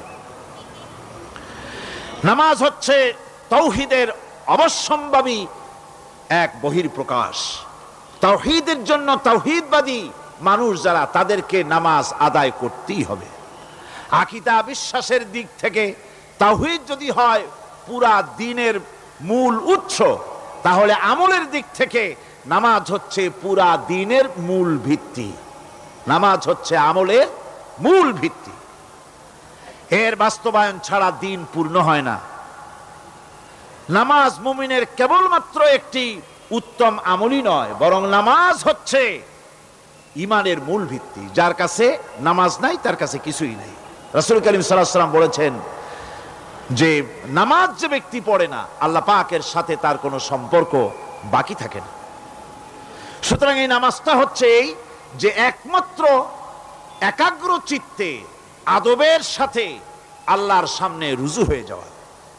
কোরআনে কারীম বলছি, মুনিবিনা ইলাইহি ওয়াত্তাকুহু ওয়াকিমুস সালাতা ওয়া লা তাকুনু মিনাল মুশরিকিন। তোমরা আল্লাহর দিকে রুজু হয়ে যাও এবং তাকে ভয় করে অন্যায় কাজ থেকে বিরত থাকো, আর নামাজ কায়েম করো, মুশরিকদের অন্তর্ভুক্ত হয়ে যেও না। নামাজ কায়েম করা, নামাজের আদেশ কোরআনে কারীমের মধ্যে আল্লাহ পাক বহু জায়গায় করেছেন। ঈমানের পর নামাজই হচ্ছে সবচেয়ে বড় জরুরি। একজন মানুষ ঈমান আনলো, যেমন কালকে একজন ঈমান এনেছে, ঈমান আনার সাথে সাথে তার প্রথম কাজ কি বলুন? বলেন, প্রথম কাজ কি? ফজরের নামাজের আগে একজন ইসলাম কবুল করলেন, তার প্রথম দায়িত্ব নামাজকে আদায় করে দেওয়া, ফজরের নামাজ পড়া। জোহরের আগেই কেউ ঈমান আনলো, তার প্রথম দায়িত্ব জোহরের নামাজ আদায় করা। আসরের নামাজের আগে ঈমান এনেছে, তার প্রথম দায়িত্ব হলো আসরের নামাজ আদায় করা। তার মানে হলো ঈমান আনার পর একজন ঈমানদারের প্রথম দায়িত্ব হচ্ছে নামাজ। গুরুত্বপূর্ণ বিষয়, খুব ভালো করে শুনতে হবে, ইয়াদ রাখতে হবে প্রত্যেকটি মুসলমানের। এই নামাজ কি জিনিস, কেমনে আদায় করতে হবে, আদায় না করলে কি হবে, গুরুত্বপূর্ণ এই কথাগুলি প্রত্যেকের স্মরণ রাখতে হবে। হযরত মূসা আলাইহিস সালামকে আল্লাহ রাব্বুল আলামিন ওহী প্রদান করলেন। যেদিন ওহী দিলেন, ওহী দিয়ে সেই মুহূর্তে আল্লাহ পাক তাকে শোনালেন, ইন্নানি আনাল্লাহ লা ইলাহা ইল্লা আনা ফা'বুদনি ওয়া আকিমিস সালাতা লিযিকরি। নিশ্চয়ই আমি আল্লাহ, আমি ছাড়া কোনো ইলাহ নাই, আমার গোলামি করো, আমার দাসত্ব করো, আর আমার শরণার্থে নামাজ কায়েম করো। নামাজ নামাজ নামাজ কায়েম করতে হবে, এটাই হচ্ছে ঈমানের সবচেয়ে বড় দাবি। অন্যত্র আল্লাহ পাক বলছেন, কুল ইন্না হুদাল্লাহি হুয়াল হুদা ওয়া উমিরনা লিনুসলিমা লিরাব্বিল আলামিন। হে নবী বলুন, প্রকৃতপক্ষে আল্লাহর হেদায়েত হচ্ছে সঠিক হেদায়েত। সত্যিকারের হেদায়েত কার হেদায়েত? আল্লাহ পাকের হেদায়েত। এবং তার পক্ষ থেকে নির্দেশ করা হয়েছে যে সারা জাহানের মালিকের সামনে মাথা নত করে দাও। মাথা নত করবেন কার কাছে? আল্লাহ পাকের কাছে। ওয়া আনাকিমুস সালাতা ওয়াত্তাকুহু ওয়া হুয়াল্লাযী ইলাইহি তুহশারুন। আর নামাজ প্রতিষ্ঠা করো, আল্লাহ রাব্বুল আলামিনের ভয়তে সমস্ত অপরাধমূলক কাজ থেকে, অসামাজিক কার্যকলাপ থেকে বিরত থাকেও। আর একদিন মনে রেখো, তোমাদের সকলকেই আল্লাহ রাব্বুল আলামিনের দরবারে উপস্থিত হতে হবে। নামাজ ঈমান থাকা না থাকার প্রমাণ। ঈমান আছে কি ঈমান নাই, এর প্রমাণ কি? নামাজ। আল্লাহ পাক বলছেন, ফালা সাদ্দাকা ওয়ালা সাল্লা ওয়ালাকিন কাযযাবা ওয়া তাওয়াল্লা। কিন্তু না সে সত্য মেনে নিল, আর না সে সালাত আদায় করলো, বরং সত্যকে মিথ্যা মনে করে ফিরে গেল। নামাজটাই হচ্ছে একজন মানুষের সে মুমিন না কাফের তা প্রমাণ করার জন্য, এটাই হচ্ছে মূল কথা। কিয়ামতের দিন মানুষ যে জাহান্নামে যাবে, জাহান্নামের জন্য জাহান্নামে যে সব কারণে যাবে তার মধ্যে বড় কারণ কালকে বলেছিলাম, দেখি মনে আছে নাকি? বড় কারণ কয়টা? আলহামদুলিল্লাহ মনে আছে। আল্লাহ রাব্বুল আলামিন বলেন, ইয়াতাসাআলুনা আনিল মুজরিমিন, কিয়ামতের দিন অপরাধীদেরকে জিজ্ঞেস করা হবে, মা সালাকাকুম ফি সাকার, জাহান্নামে কেন আসছো? জবাবে তারা বলবে, ক্বালু লাম নাকু মিনাল মুসাল্লিন ওয়া লাম নাকু নুতঈমুল মিসকিন, নামাজ পড়ি নাই আর এতিম মিসকিনদের খেতে দেই নাই, এই কারণেই জাহান্নামে এসেছি। কল নাউযুবিল্লাহ। নামাজ যারা পড়বে না জাহান্নামে যেতে হবে। কোথায় যেতে হবে? কেউ কেউ মনে করতে পারবেন নামাজের ওয়াজ তো বহু শুনছি, এর চাইতে গুরুত্বপূর্ণ জিনিস আর নাই। নামাজের চাইতে গুরুত্বপূর্ণ ইবাদত আল্লাহর সৃষ্টি করেন নাই। মুসলমানের জন্য সর্বশ্রেষ্ঠ ইবাদত কি? চিল্লায় এখন জোরে বলেন কি? এই নামাজ আকসার মানুষের নামাজ হয় না। যারা আমরা নামাজ পড়ি, বহু লোকের নামাজ পড়ে ঠিক, কিন্তু নামাজ আদায় হয় না। আমি সে কথা বলবো সামনের দিকে, প্রাণ খুলে শুনবেন, কাজে লাগবে ইনশাআল্লাহ। কোন ইনশাআল্লাহ? আকীদাগত দিক থেকে ঈমান হলো তাওহীদের স্বীকৃতি, আর আমলের দিক থেকে নামাজ হচ্ছে তাওহীদের বহিঃপ্রকাশ। আপনি মুসলমান তা প্রমাণ হবে নামাজ দিয়ে। নামাজহীন ঈমানের দাবি মূল্যহীন। যার নামাজ নাই তার ঈমানের দাবি করার কোনো মূল্যই নেই। অনেক এরকম কথা বলে, হুজুর আমি মানুষটা নিতান্ত খারাপ না, যাই মনে করেন, গ্রামে রাস্তা বানাইছি, ব্রিজ করে দিয়েছি, কালভার্ট করেছি, এতিম মিসকিনরে তাও মাঝে মধ্যে খাবার দেই। নামাজ হচ্ছে ইসলামের গণ্ডির মধ্যে প্রবেশের প্রমাণ। কোরআনে কারীম বলছে, ফাইন তাবু ওয়া আকামুস সালাতা ওয়া আতাউজ যাকাতা ফাইখওয়ানুকুম ফিদ্দীন, সূরা তওবা এসেছে। তারা যদি তওবা করে আর নামাজ কায়েম করে, যাকাত যদি আদায় করে, তাহলে এখন তোমাদের সে দ্বীনি ভাই, এখন ভাই হয়ে গেল। একটু আগে ছিল কাফের মুশরিক, এখন তোমার দ্বীনি ভাই। দ্বীনের গণ্ডির মধ্যে প্রবেশ করা কলেমা পড়ার সাথে সাথেই নামাজ। নামাজ হচ্ছে দ্বীনের প্রধান গেট, দ্বীনের প্রধান তোরণ। দ্বীনের মধ্যে প্রবেশ করার জন্য এই গেট দিয়ে প্রবেশ করতে হবে। সুতরাং এই নামাজের এতই গুরুত্ব দেওয়া হয়েছে। ইসলাম যদি ক্ষমতায় আসে, আল্লাহ যেন এনে দেন, জোরে কোন আমিন। ইসলাম যদি ক্ষমতায় এসে যায়, রব্বুল আলামিন তাফসীরের মাহফিল, কোরআন সামনে নিয়ে আশা করে তোমার দরবারে দোয়া করি, এই বিশাল জনসমুদ্রের দোয়া কবুল করো মাবুদ গো, এই বাংলাদেশকে ইসলামের দেশ বানাইয়া দাও। দেশটা যদি ইসলামের হয়ে যায়, আইন যদি আল্লাহর হয়, শাসন যদি সৎ লোকেরা করে, রব্বুল আলামিন কোরআন শরীফে বলেন, তাহলে তারা 4টা কাজ করবে। আল্লাযীনা মাক্কান্নাহুম ফিল আরদ আকামুস সালাতা ওয়া আতাউজ যাকাত ওয়া আমারু বিল মা'রুফি ওয়া নাহাউ আনিল মুনকার। মুমিনেরা ক্ষমতায় এসে প্রথম যে কাজটা করবে, প্রথমে ক্ষমতা এসেই নামাজ বাধ্যতামূলক করবে। প্রথম কি? ওয়াজ নসিহতে অনুরোধ করা হবে না, বাবাজিরা আল্লাহর রাস্তায় নামাজটা পড়ে না।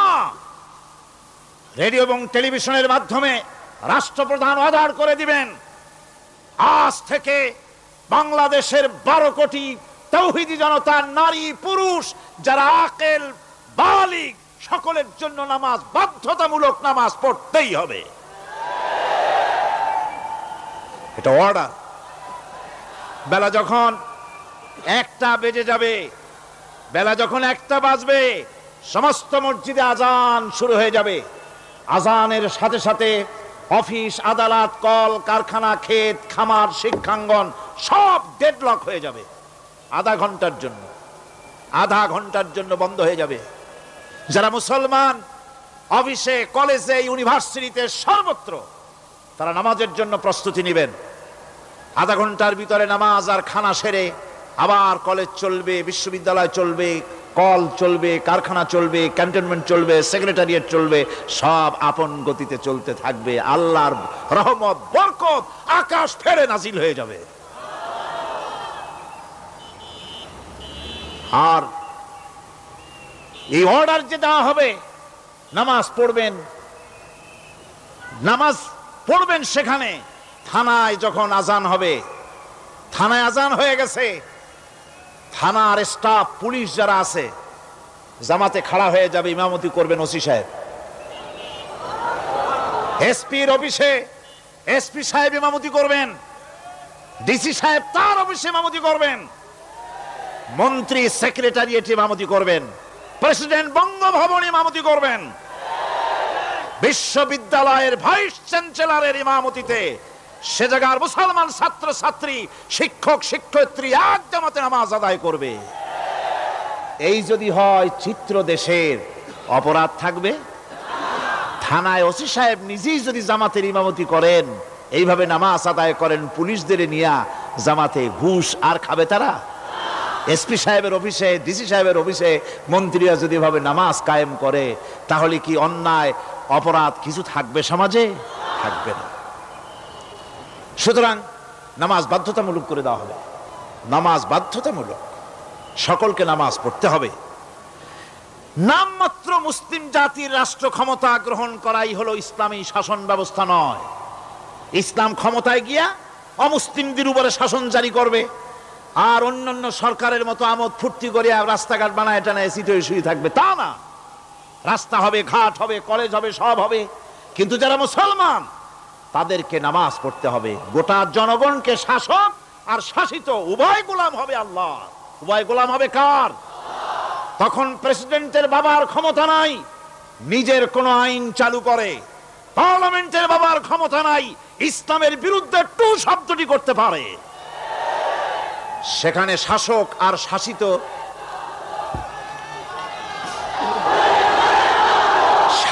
আর শাসিত হয়ে যাবে একজন এক হুকুমদাতার গোলাম। সেই হুকুমদাতাকে ইনিল হুকুমু ইল্লা লিল্লাহ আলা লাহুল খালকু ওয়াল আমর। প্রেসিডেন্ট থেকে শুরু করে শাসক আর শাসিত সব আইন মানবে ওই আল্লাহ রব্বুল আলামিনের, যিনি এই তামাম জাহান সৃষ্টি করেছেন। সৃষ্টি যার আইন চলবে সেই আল্লাহ রব্বুল আলামিনের, এবং তার আইনের সার্বিক অনুসরণ করে চলতে হবে সকলকে। এক কথায় ইসলামী সরকারের সমস্ত ক্ষমতা ব্যয় হবে নামাজ কায়েম করা আর যাকাত আদায় করার ব্যাপারে। নামাজ যদি কায়েম হয়ে যায়, যাকাত যদি আদায় করা হয়, দুঃখ, দারিদ্র, কষ্ট কিছুই থাকবে না, বেকার সমস্যা থাকবে না। সমস্ত বেকারদেরকে চাকরি না পাওয়া পর্যন্ত বেকার ভাতা দেওয়া হবে। বুড়ো মানুষেরা যখন বুড়ো হয়ে যায়, ছেলের কাছে আদর নাই, বউর কাছে কদর নাই, আর ছেলে বউ বদদোয়া করতে থাকে, বুড়েরা মরে না কেন? আছেন আমাদের সমাজে? ইসলামী সরকার এলে পরে এই বৃদ্ধ মানুষদের ব্যবস্থা করা হবে। তাদের প্রতি এই ধরনের অসদাচরণ কেউ করতে সাহস পাবে না। সুতরাং নামাজ প্রতিষ্ঠা এবং যাকাত আদায় হলেই সমাজের অন্যায় অবিচার যা আছে তার 12 আনাই বিলুপ্ত হয়ে যাবে। কোন আলহামদুলিল্লাহ। তখন চাকরিতে প্রমোশন হবে নামাজের ভিত্তিতে। এখন প্রমোশন হয় কে কত ঘুষ খাইতে পারে, কে কত সরকারের দালালি করে বিবেকের বিরুদ্ধে বিরোধী দলকে বেশি করে পেটাতে পারে, এর উপরে ভিত্তি করে প্রমোশন হয়। ইসলামী সরকার যখন আসবে, ইসলামী সরকার যখন প্রতিষ্ঠিত হয়ে যাবে, তখন চাকরির প্রমোশন নির্ভর করবে তার সুন্দর চরিত্র আর নামাজের পাবন্দির উপরে ভিত্তি করে। সমাজে দুঃখ দুর্দশা থাকবে? যেরকম থাকবে? থাকবে না। আমার ভাইয়েরা, নামাজ হচ্ছে আল্লাহ রাব্বুল আলামিনের সাহায্য লাভের একমাত্র মাধ্যম। আল্লাহর কাছে যদি সাহায্য পেতে চাই তাহলে নামাজ লাগবে। লাগবে কি কোন? وَلَقَدْ أَخَذَ اللَّهُ مِيثَاقَ بَنِي إِسْرَائِيلَ وَبَعَثْنَا مِنْهُمُ 12 نَقِيًّا وَقَالَ اللَّهُ إِنِّي مَعَكُمْ لَئِنْ أَقَمْتُمُ الصَّلَاةَ। আল্লাহ পাক বলেন, বনি ইসরাইলদের নিকট আমি ওয়াদা নিয়েছিলাম, তোমরা যদি মানুষদেরকে অসামাজিক কার্যকলাপ থেকে যদি তোমরা ফিরাইতে পারো, মানুষদেরকে অসামাজিক কার্যকলাপ থেকে তোমরা ফিরাবে। 12টা গোত্রের জন্য 12 জন নকিব নির্দিষ্ট করে দেওয়া হলো, তাদের দায়িত্ব দেওয়া হলো। মানুষদেরকে, সমাজের লোকদেরকে অন্যায় কাজ থেকে তারা ফিরাবে, ভালো ভালো কাজ করার জন্য তাদেরকে আদেশ করবে, অসামাজিক অধর্মীয় কাজ থেকে বাঁচাবার চেষ্টা করবে। এইটা যদি তোমরা করো তাহলে আমি তোমাদের সাথে আছি। শর্ত হলো একটা, তোমাদেরকে নামাজ কায়েম করতে হবে। নামাজ যদি কায়েম করো আমার মদদ তোমাদের জন্য অবধারিত হবে। নামাজ প্রতিষ্ঠা করলেই আল্লাহর সাহায্য লাভ করা যায় জীবনের সকল ক্ষেত্রে। নামাজ হচ্ছে অপকর্মের প্রতিবন্ধক। নামাজ পড়লে অন্যায় কাজ থেকে বাঁচার পথ। অন্যায় থেকে বাঁচাই কিসে? নামাজ। আল্লাহ রাব্বুল আলামিন বলেন, উতলু মা উহিয়া ইলাইকা মিনাল কিতাবি ওয়া আকিমিস সালাম ইন্নাস সালাতা তানহা আনিল ফাহশাই ওয়াল মুনকার। হে নবী, এই কিতাব তেলাওয়াত করো, যা তোমার প্রতি অবতীর্ণ করা হয়েছে, এই কিতাব তেলাওয়াত করো আর নামাজকে প্রতিষ্ঠা করো। নিঃসন্দেহে নামাজ মানুষকে পাপাচার থেকে বাঁচায়া দেয়। অশ্লীলতা, পাপাচার থেকে মানুষকে বাঁচায় কে? জোরে চিল্লায় কোন কে? নামাজ। এই নামাজ মানুষকে অন্যায় কাজ থেকে বাঁচায় দেয়। নামাজ যে মানুষকে অন্যায় কাজ থেকে বাঁচায়, কেমনে বাঁচায়? আমরা যে নামাজ পড়ি, এই নামাজে তো আমাদেরকে অন্যায় কাজ থেকে বাঁচাইতে পারে না। নামাজি বহুত মানুষ আছে অন্যায় করে, করে কিনা কোন? না করে না? করে। নামাজি অথচ অন্যায় করে। আর আল্লাহ বলছেন নামাজিকে, নামাজ তাকে অশ্লীলতা থেকে ফিরায়। তাহলে কথা কারটা ঠিক? আল্লাহরটা। জোরে বলেন, কারটা ঠিক? অবশ্যই আমার আল্লাহর কথা হক। আমি ভুল করতেছি, আমি যেন কোথাও ভুল করতেছি, সামথিং ইজ রং, কোথাও যেন আমরা ভুল করে বসতেছি, সেই ভুলটা কি আমরা আবিষ্কার করতে চেষ্টা করবো ইনশাআল্লাহ। প্রথম যে কথাটা সেটা হচ্ছে এই যে আমরা যা নামাজে পড়ি আমরা তা বুঝি না। কথা ঠিক কিনা? আমি যদি এখন প্রশ্ন করি সামি আল্লাহু লিমান হামিদা অর্থ কি কোন? ফার্স্ট ডিভিশনে কয়েকটা লেটার নিয়ে ফেল করবেন এরকম লোক আছেন না নাই? সুবহান রাব্বিয়াল আলা অর্থ কি জানি না। সুবহান রাব্বিয়াল আযীমের অর্থ কি জানি না। দোয়া কুনুত অর্থ কি জানি না। তাশাহুদ অর্থ কি জানি না। সূরা ফাতিহার অর্থ কি জানি না। এমন কি উযুর মধ্যে কয়টা ফরজ তাও অনেকের জানা নাই। কথা কি বেশি বললাম না ঠিক বলছি? একজনের জিজ্ঞেস করলো, মিয়া উযুতে কয় ফরজ? কয় হুজুর কি মনে করেন এটা বুঝি জানি না, এটা তো সাধারণ ব্যাপার, বলেন না কয় ফরজ? কয় উযুতে তো 17 ফরজ। কি কি? কয় হাত ধোয়া, পাও ধোয়া, মুখ ধোয়া, নাক ধোয়া, চোখ ধোয়া, জিহ্বা ধোয়া, মাথা ধোয়া। বলতে বলতে গুনে দেখা গেল প্রায় 19টার মতো বলছে। বলা হলো, মিয়া বললেন আপনি উযুতে ফরজ 17টা, কইলেন আপনি 19টা। কয় হুজুর জানি আরো, বলি না আপনাদের ভয়তে।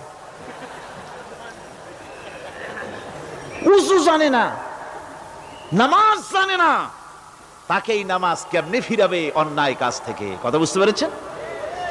নামাজে কি পড়ি?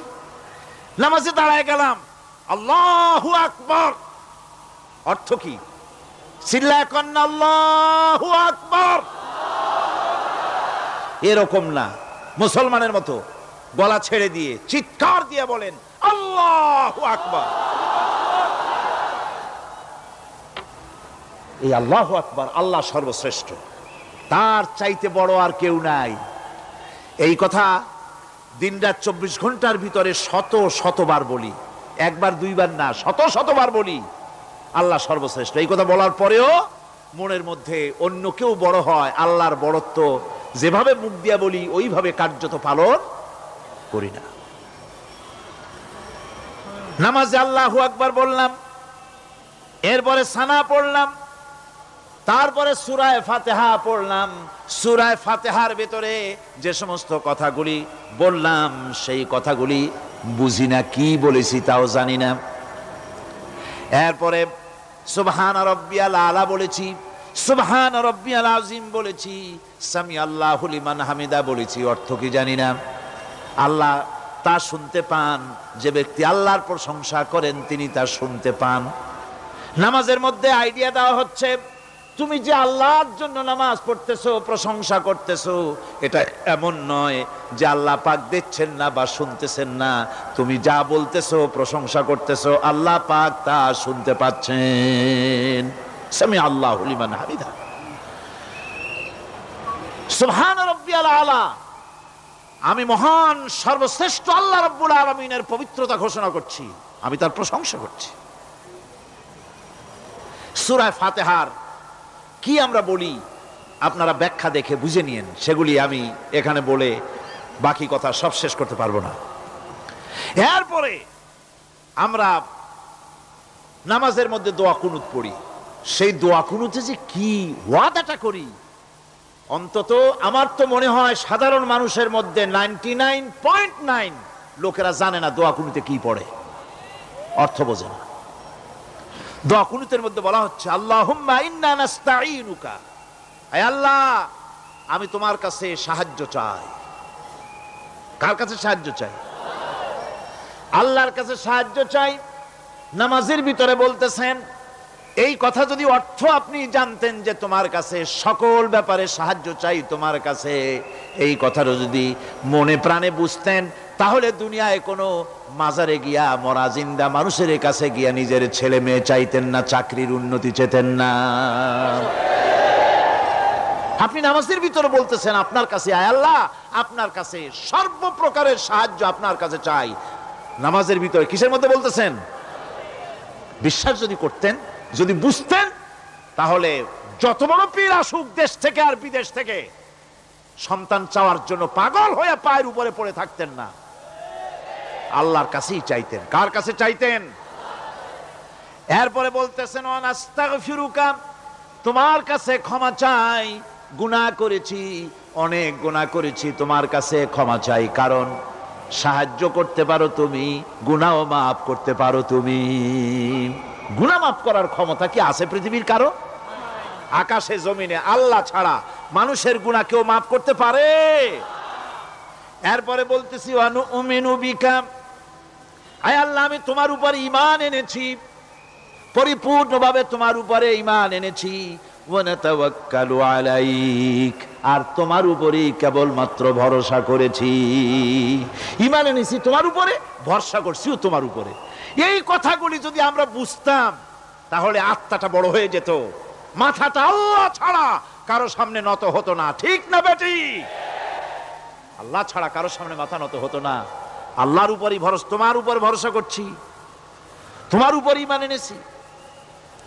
এরপরে বলছি, ওয়ানুসনি আলাইকাল খায়র, সর্বপ্রকার কল্যাণের সাথে তোমার প্রশংসা করতেছি। ওয়ানাশকুরুকা, আর তোমার কৃতজ্ঞতা স্বীকার করছি, আমি তোমার শুকর আদায় করি, সর্ব ব্যাপারে তোমার শুকর আদায় করি। আর কি করি? ওয়ালা নাকফুরুকা, আমি কুফরি করি না, অকৃতজ্ঞ নই, আমি তোমার কৃতজ্ঞ বান্দা, আমি অকৃতজ্ঞ নই। একথা আপনি নামাজের মধ্যে বলেন, কিন্তু কৃতজ্ঞতা স্বীকার করেন না।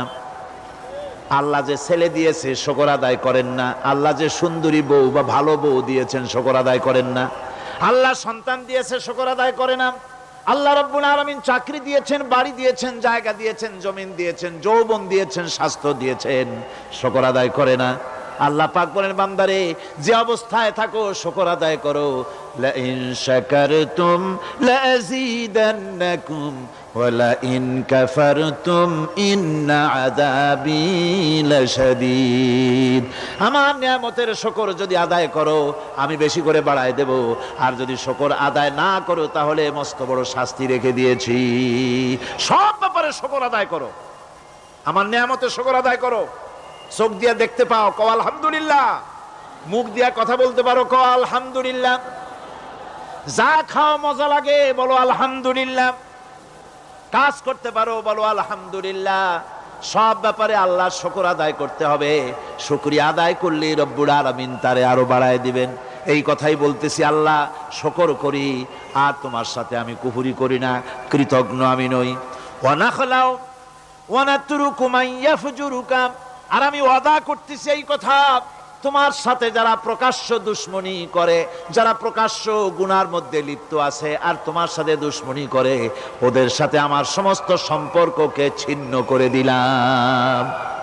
দেখছেন নামাজে কি কইলেন আপনি? আপনি নামাজে কত বড় কথা বললেন, ওয়া নাতরুকু মান ইয়াফজুরুকা। আয় আল্লাহ, আমি ওয়াদা করছি তোমার সাথে যারা দুশ্মনী করে, যারা প্রকাশ্য গুনাহ করে, তাদেরকে আমি পরিত্যাগ করছি, তাদের সাথে আমার কোনো সম্পর্ক নাই। এই কথা বলার পরে আপনার সম্পর্ক কার সাথে একটু চিন্তা করেন তো। আপনার বন্ধু কারা? ইলেকশন আসলে ভোট দেন কাদেরকে? কাদের চা খাওয়ান, কাদের চান্দা দেন? একটু চিন্তা করেন, অঙ্কের সাথে মিলাই নেন। তাহলে দেখুন, মুখে বলে এক কথা, কাজে করে আর একটা। আরে কি কয়? চিল্লায় কোন, আরে কি কয়? আর এই মুনাফিকি করতেছেন কার সাথে? আল্লাহর সাথে। কোন নাউযুবিল্লাহ। নামাজে কি পড়েন সেটা যদি জানতেন, অবশ্যই আল্লাহ রাব্বুল আলামিনের কথা কার্যকরী হয়ে যেত। ইন্নাস সালাতা তানহা আনিল ফাহশাই ওয়াল মুনকার। নামাজ মানুষকে পাপের কাজ, অশ্লীলতা থেকে ফিরাতে পারে। আল্লাহ ইন্না বসায়ছেন, নিশ্চয়ই, বেশক, অবশ্যই নামাজ পাপ থেকে ফিরাবে। কিন্তু কেমনে ফিরাবে নামাজ তো বুঝি না। নামাজ তো বুঝি না, খালি সেজদা দেয় জনমের মতো। আর সেজদা কি?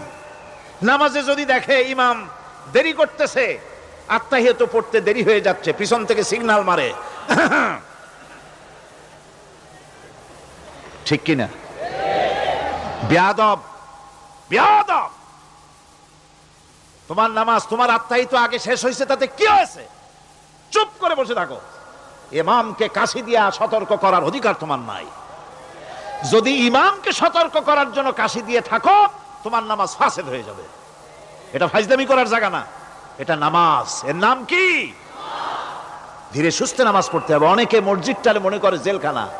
ঢুকতে যত দেরি, বেরোতে পারলে যেন বাসে যান ছটফট করে। সিনেমার মধ্যে গিয়ে ঘন্টার পর ঘন্টা বসে থাকে, খারাপ লাগে না? মসজিদে কেরাত যদি একটু লম্বা পড়ে, পিছনে বসে খালি কি যে করে মনে মনে বলতে থাকে যে ইমাম এমন কাঁচা ছাড়া ছাড়ি না। আর গান যখন শোনে, শুনতেই থাকে, কত মজা, ঘুম আসে না। নাউযুবিল্লাহ। সুতরাং নামাজে কি পড়েন সেটা আপনাকে বুঝতে হবে। এরপরে বলতে বলা হচ্ছে, আল্লাহুম্মা ইয়্যাকা না'বুদু ওয়া লাকা নুসাল্লি। আয় আল্লাহ তাআলা, আমি একমাত্র তোমার গোলামি করি। নামাজে বলতেছেন একমাত্র তোমার গোলামি করি। আর নামাজ থেকে বেরিয়ে আসার পর ওজনে দিলেন কম, খাদ্যে দিলেন ভেজাল, মানুষের জমিনের আইল ঠেললেন, বোনেরে ঠকালেন, মেয়েকে ঠকালেন, মিথ্যে কথা বললেন, আর নামাজে বলে আসছেন আল্লাহ তোমার ইবাদত করি। এই বুঝি তোমার ইবাদতের নমুনা? এই বুঝি তোমার ইবাদতের নমুনা? মুনাফিক। নামাজ বোঝে নাই, পাপ তারে ফিরে, নামাজ তাকে পাপ থেকে বাঁচাতে পারে না। হায় আল্লাহ, একমাত্র তোমার গোলামি করি, ওয়ালাকা নুসাল্লি, আর একমাত্র তোমার উদ্দেশ্যেই নামাজ পড়ি। মানুষে দেখাবার জন্য পড়ি না। নামাজটা পড়ি কার জন্য? কার জন্যে? এরপরে বলছি, ওয়ানাসজুদু ওয়া ইলাইকা নাসআ। আয় আল্লাহ, আমি একমাত্র তোমাকেই সেজদা করি, আমার সমস্ত চেষ্টা সাধনা তোমার জন্য নিবেদিত। আমার চেষ্টা, আমার জিহাদ, আমার আন্দোলন, আমার বাঁচা, আমার মরা, আমার ব্যবসা, আমার বাণিজ্য, আমার সব তোমার জন্য। কার জন্য? চিল্লা এখন কার জন্য? দোয়া কুনুতটা কত বড় গুরুত্বপূর্ণ চিন্তা করে। এরপরে বলা হচ্ছে ওয়ানাহফিদু ওয়ানারজু রাহমাতাকা, আমরা কষ্ট করি আর তোমার রহমতের আশা করি। হায় আল্লাহ, আমরা কষ্ট করতেছি আর তোমার রহমতের আশা করতেছি। ওয়ানাখশা আযাবাকা, আর তোমার আযাবের ভয় করতেছি। হায় আল্লাহ, তুমি দয়া করে আযাব থেকে বাঁচাও। ইন্না আযাবাকা বিল কুফফারি মুলহিক, নিঃসন্দেহে আযাব তো কেবলমাত্র কাফেরদের জন্য, জাহান্নামে নিক্ষিপ্ত হবে কাফেরেরা। হায় আল্লাহ তাআলা, আমি তোমার আযাবকে ভয় করতেছি, তোমার জাহান্নামের শাস্তি থেকে আমারে বাঁচাইয়া দাও। জাহান্নামের শাস্তি থেকে যদি বাঁচতে হয়, তাহলে দোয়া কুনুতটা বুঝিয়া নামাজটা যদি সেইভাবে আদায় করা যায়, নামাজ কামেল হয়ে যাবে। কোন আলহামদুলিল্লাহ।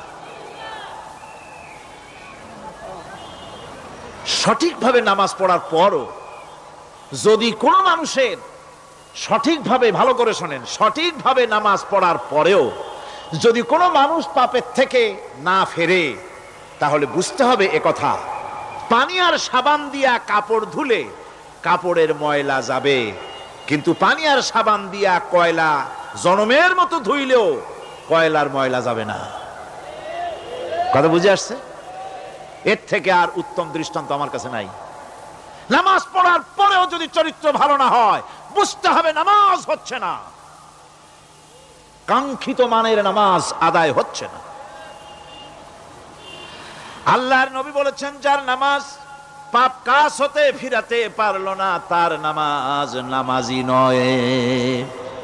আবার শুনুন, রাসূল বলছেন, যার নামাজ তাকে পাপের কাছ থেকে ফিরাতে পারলো না, তার নামাজ নামাজ নয়।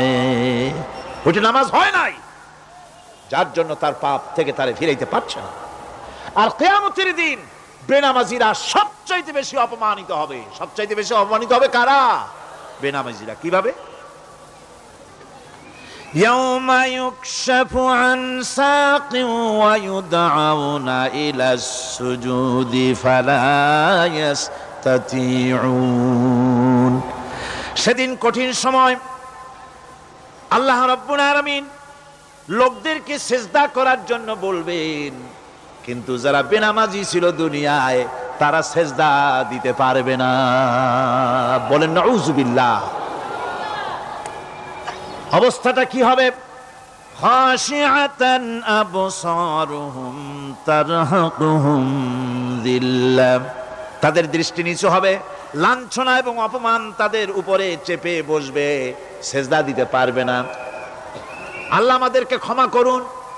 কিয়ামতের দিন হযরত আদম আলাইহিস সালাম থেকে শুরু করে পৃথিবীর সমস্ত মানুষের সামনে আল্লাহ রাব্বুল আলামিন সিজদা করার জন্য অর্ডার করবেন।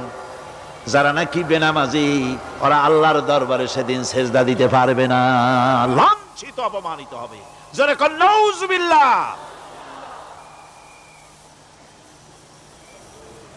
নামাজ, মুমিনের নামাজ একরকম, মুনাফিকের নামাজ হলো আর এক রকম। মুনাফিকরাও নামাজ পড়ে, পড়ে কিনা কন? মুনাফিকেরাও নামাজ পড়ে। মুনাফিকেরা যখন নামাজ পড়তে যায়, আল্লাহ রাব্বুল আলামিন বলতেছেন, ওয়া ইযা কামু ইলাস সালাতি কামু কুসালা। মুনাফিকেরা যখন নামাজ পড়তে দাঁড়ায়, নামাজে আসে ঠিক তারা, কিন্তু নামাজের জন্য দাঁড়ায় খুব শৈথিল্য ভারে, শৈথিল্য ভাবে দাঁড়ায়, কাহিলি সুস্তি, এ জায়গা চুলকায়, পায়জামা ধরে টান দেয়, টুপিটা ঘুরে আয়, এদিক ওদিক তাকায়। মুনাফিকের নামাজ দেখলেই ঠিক পাওয়া যায় যে বেটা মুনাফিক। এইভাবে সে দাঁড়ায়। তার নামাজটা কি জন্য? ইউরাউনান নাসা ওয়া লা ইয়াযকুরুনাল্লাহা ইল্লা কালিলা। তাদের নামাজ হচ্ছে মানুষকে দেখাবার নামাজ। নাউযুবিল্লাহ। এখন দেখবেন এই মৌসুম আসছে, নামাজের মৌসুম, বেনামাজিদের নামাজের মৌসুম। জনসভা হচ্ছে, নির্বাচন আসতেছে, নামাজে রক্ত হয়ে গেছে, তাড়াতাড়ি আজান হয়ে গেল, টুপি না থাকলে রুমাল একটা মাথায় দিল, উজু আছে কি না আছে, আল্লাহু আকবার, যা আছে কপালে হয়ে যাক। মানুষকে দেখাবার জন্য এরা নামাজ পড়ে। এরা আল্লাহর শরণার্থে নামাজ খুব কম লোকই করে। এরা হচ্ছে মুনাফিক। দুনিয়া এবং আখিরাতে কল্যাণের জন্য একমাত্র মাধ্যম হচ্ছে নামাজ। দুনিয়া যদি কল্যাণ চাই, আখিরাতেও যদি কল্যাণ চাই, তাহলে এর জন্য কি করতে হবে? কি করতে হবে? আমার কথা নয়, আল্লাহ রাব্বুল আলামিনের কথা শুনুন। রব্বুল আলামিন বলেন, ক্বাদ আফলাহাল মুমিনুন আল্লাযীনা হুম ফি সালাতিহিম খাশিউন ওয়াল্লাযীনা হুম লিয-যাকাতি ফাঈলুন ওয়াল্লাযীনা হুম লিফুরুজিহিম হাফিজুন। নিশ্চিতভাবে সেই সব মুমিন কল্যাণ লাভ করবে, নিশ্চিতভাবে। তারা হচ্ছে ওই সব লোক যারা নিজেদের নামাজ ভীতি মিশ্রিত বিনয় ভাবে, ভীতি মিশ্রিত অবস্থায় বিনয়ের সাথে যারা নামাজ আদায় করে, যারা বেহুদা কাজ থেকে বিরত থাকে, যারা যাকাতের পন্থায় কর্মতৎপর হয়, আর যারা নিজের লজ্জাস্থানকে হেফাজত করে। এরপরে আল্লাহ পাক বলেন, ওয়াল্লাযীনা হুম লিআমানাতিহিম ওয়া আহদিহিম রাউন ওয়াল্লাযীনা আলা সালাওয়াতিহিম ইউহাফিজুন ওয়াল্লাযীনা আলা সালাতিহিম হাফিজুন। আর যারা তাদের আমানতকে পূর্ণ করে, আমানত এবং তাদের ওয়াদা চুক্তি পূর্ণ করে, এবং যারা নিজেদের নামাজ সমূহকে পূর্ণভাবে হক আদায় করে নামাজ পড়ে, নামাজের যারা হেফাজত করে, এরা কারা? এরা হচ্ছে উলাইকা হুমুল ওয়ারিসুন আল্লাযীনা ইয়ারিসুনাল ফিরদাউসা হুম ফিহা খালিদুন। এরা হচ্ছে সেই সব লোক, এরা উত্তরাধিকার হচ্ছে জান্নাতের উত্তরাধিকার, জান্নাতুল ফিরদাউসে আল্লাহ রাব্বুল আলামিন এই গুণ বিশিষ্ট লোকদের জন্য জায়গা করে দিবেন। জোরে কোন সুবহানাল্লাহ।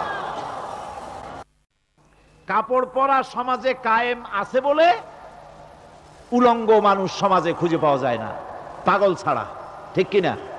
একটা বাচ্চাকেও যদি উলঙ্গ হতে বলেন এখানে, 5 বছর 6 বছরের একটা বাচ্চাকেও, সে কিন্তু রাজি হবে না, ঠিক কিনা? যেহেতু কাপড় পরা সমাজে প্রতিষ্ঠিত আছে, সেহেতু উলঙ্গ মানুষ পাওয়া যায় না, কাপড় পরাটাই এখানে প্রতিষ্ঠিত। সুতরাং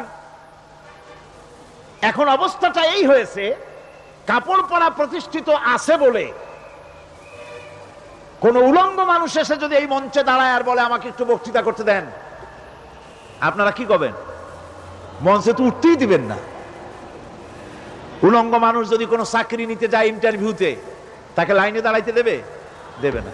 এমনকি উলঙ্গ হয়ে যদি বাড়িতে প্রবেশ করে, তার বউ দূর দূর করে তাড়ায় দেবে, ঠিক কিনা? যেহেতু সমাজের ভিতরে কাপড় প্রতিষ্ঠিত আছে, সেই জন্য এই উলঙ্গ মানুষ পাওয়া যায় না। অনুরূপ ভাবে নামাজ যদি প্রতিষ্ঠিত হতো সমাজের ভিতরে, তাহলে বেনামাজি খুঁজে পাওয়া যেত না। চাকরি করতে গেলে সেখানে নামাজ মানদণ্ড হয়ে যেত, নামাজ পড়ে কিনা তা দেখে নেওয়া হতো। বেনামাজি লোক পাওয়াই যেত না যদি প্রতিষ্ঠিত থাকতো। প্রথম প্রশ্নই হতো তুমি নামাজ পড়ো কিনা। ইলেকশনে যদি একজন উলঙ্গ মানুষ এসে দাঁড়ায়, ভাইরা এবার আমার বোতল মার্কা বাক্স, উলঙ্গ মানুষ এসে ভোটে দাঁড়াইছে, আপনারা ভোট দিবেন? দিবেন। ওইটা কাপড় প্রতিষ্ঠিত আছে বলে, লুঙ্গি প্রতিষ্ঠিত সমাজে আছে বলে উলঙ্গ মানুষকে আপনি ভোট দিবেন না। নামাজ যদি প্রতিষ্ঠিত থাকতো সমাজে, বেনামাজি মানুষ যদি এসে মঞ্চে দাঁড়ায়া যতই বলতো আমি ক্ষমতায় গেলে এই করব সেই করব, নামাজ প্রতিষ্ঠিত থাকলে পরে এই বেনামাজিরে কেউ ভোট দিত না।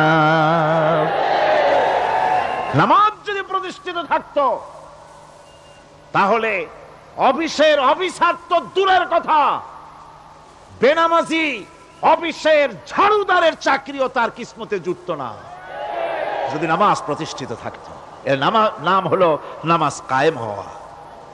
নামাজ কায়েম থাকলে এই অবস্থার সৃষ্টি হতো। এই জন্য আল্লাহ পাক বলেছেন নামাজকে কায়েম করতে হবে।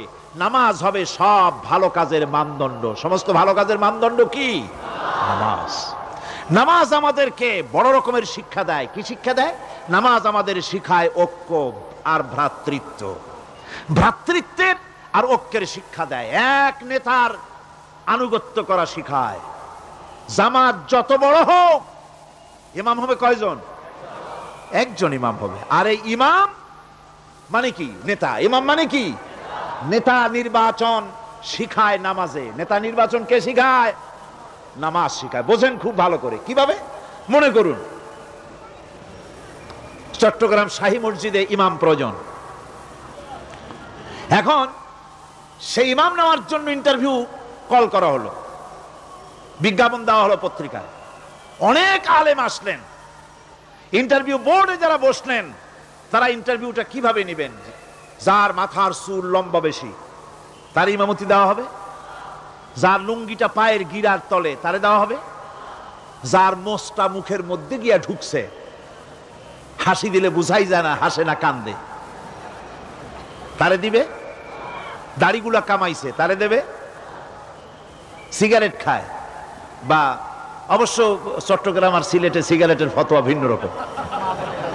বরিশালে আমি যেখানে জন্মগ্রহণ করেছি, আমার এলাকায় কোনো আলেম যদি সিগারেট খায়, মসজিদের ইমাম তো ভালো, মসজিদ ঝাড়ু দিতেও ঢুকতে দেবে না মসজিদে। এটা এই এলাকার এক রকমের কায়দা। আমি এটার ব্যাপারে কথা নাইবা বললাম। তো আপনারা খুঁজে দেখবেন সে সিনেমা দেখে নাকি, মিথ্যা কথা বলে নাকি, বউ পর্দায় থাকে নাকি। এগুলি মাইক্রোস্কোপ যন্ত্র দিয়ে ইমামের মাথা থেকে পা পর্যন্ত দেখবেন কিনা কন? আচ্ছা এবার কত দেখি এই ইমাম সাহেব ইমামতি করবে কতজন লোকের? 500, 1000। শাহী মসজিদে ধরেন 5000 লোক হইল। 5000 লোক, 5000 লোকের ইমাম নির্বাচনের সময় পা থেকে শুরু করে মাথা পর্যন্ত দেখেন, এমনকি বউ পর্যন্ত।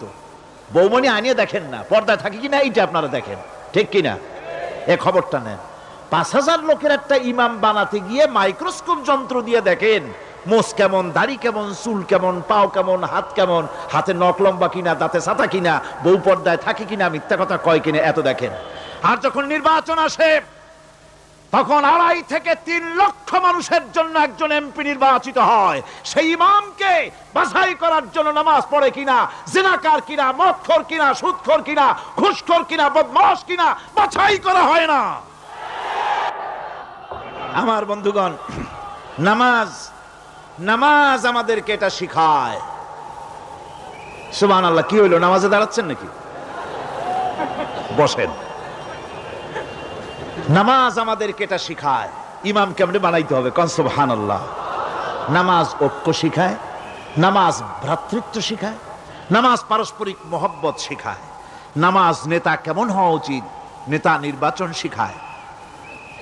আবার নেতা ভুল করলে তার ভুল বলা যাবে না, এরকম হতে পারবে না। নামাজের ভিতরে ইমাম যদি ভুল করলেন, আপনি লোকমা দিবেন, সুবহানাল্লাহ, আল্লাহু আকবার বলবেন। যদি তিনি সংশোধন না হলেন আবার দেন, তাতেও সংশোধন হলো না আবার দেন। 3 বার লোকমা দেওয়ার পর যদি ভুল সংশোধন না করে নামাজ ছেড়ে দেন, ইমামকে বের করে দেন, নতুন ইমাম নিয়োগ করেন। যারা ক্ষমতায় যাবে,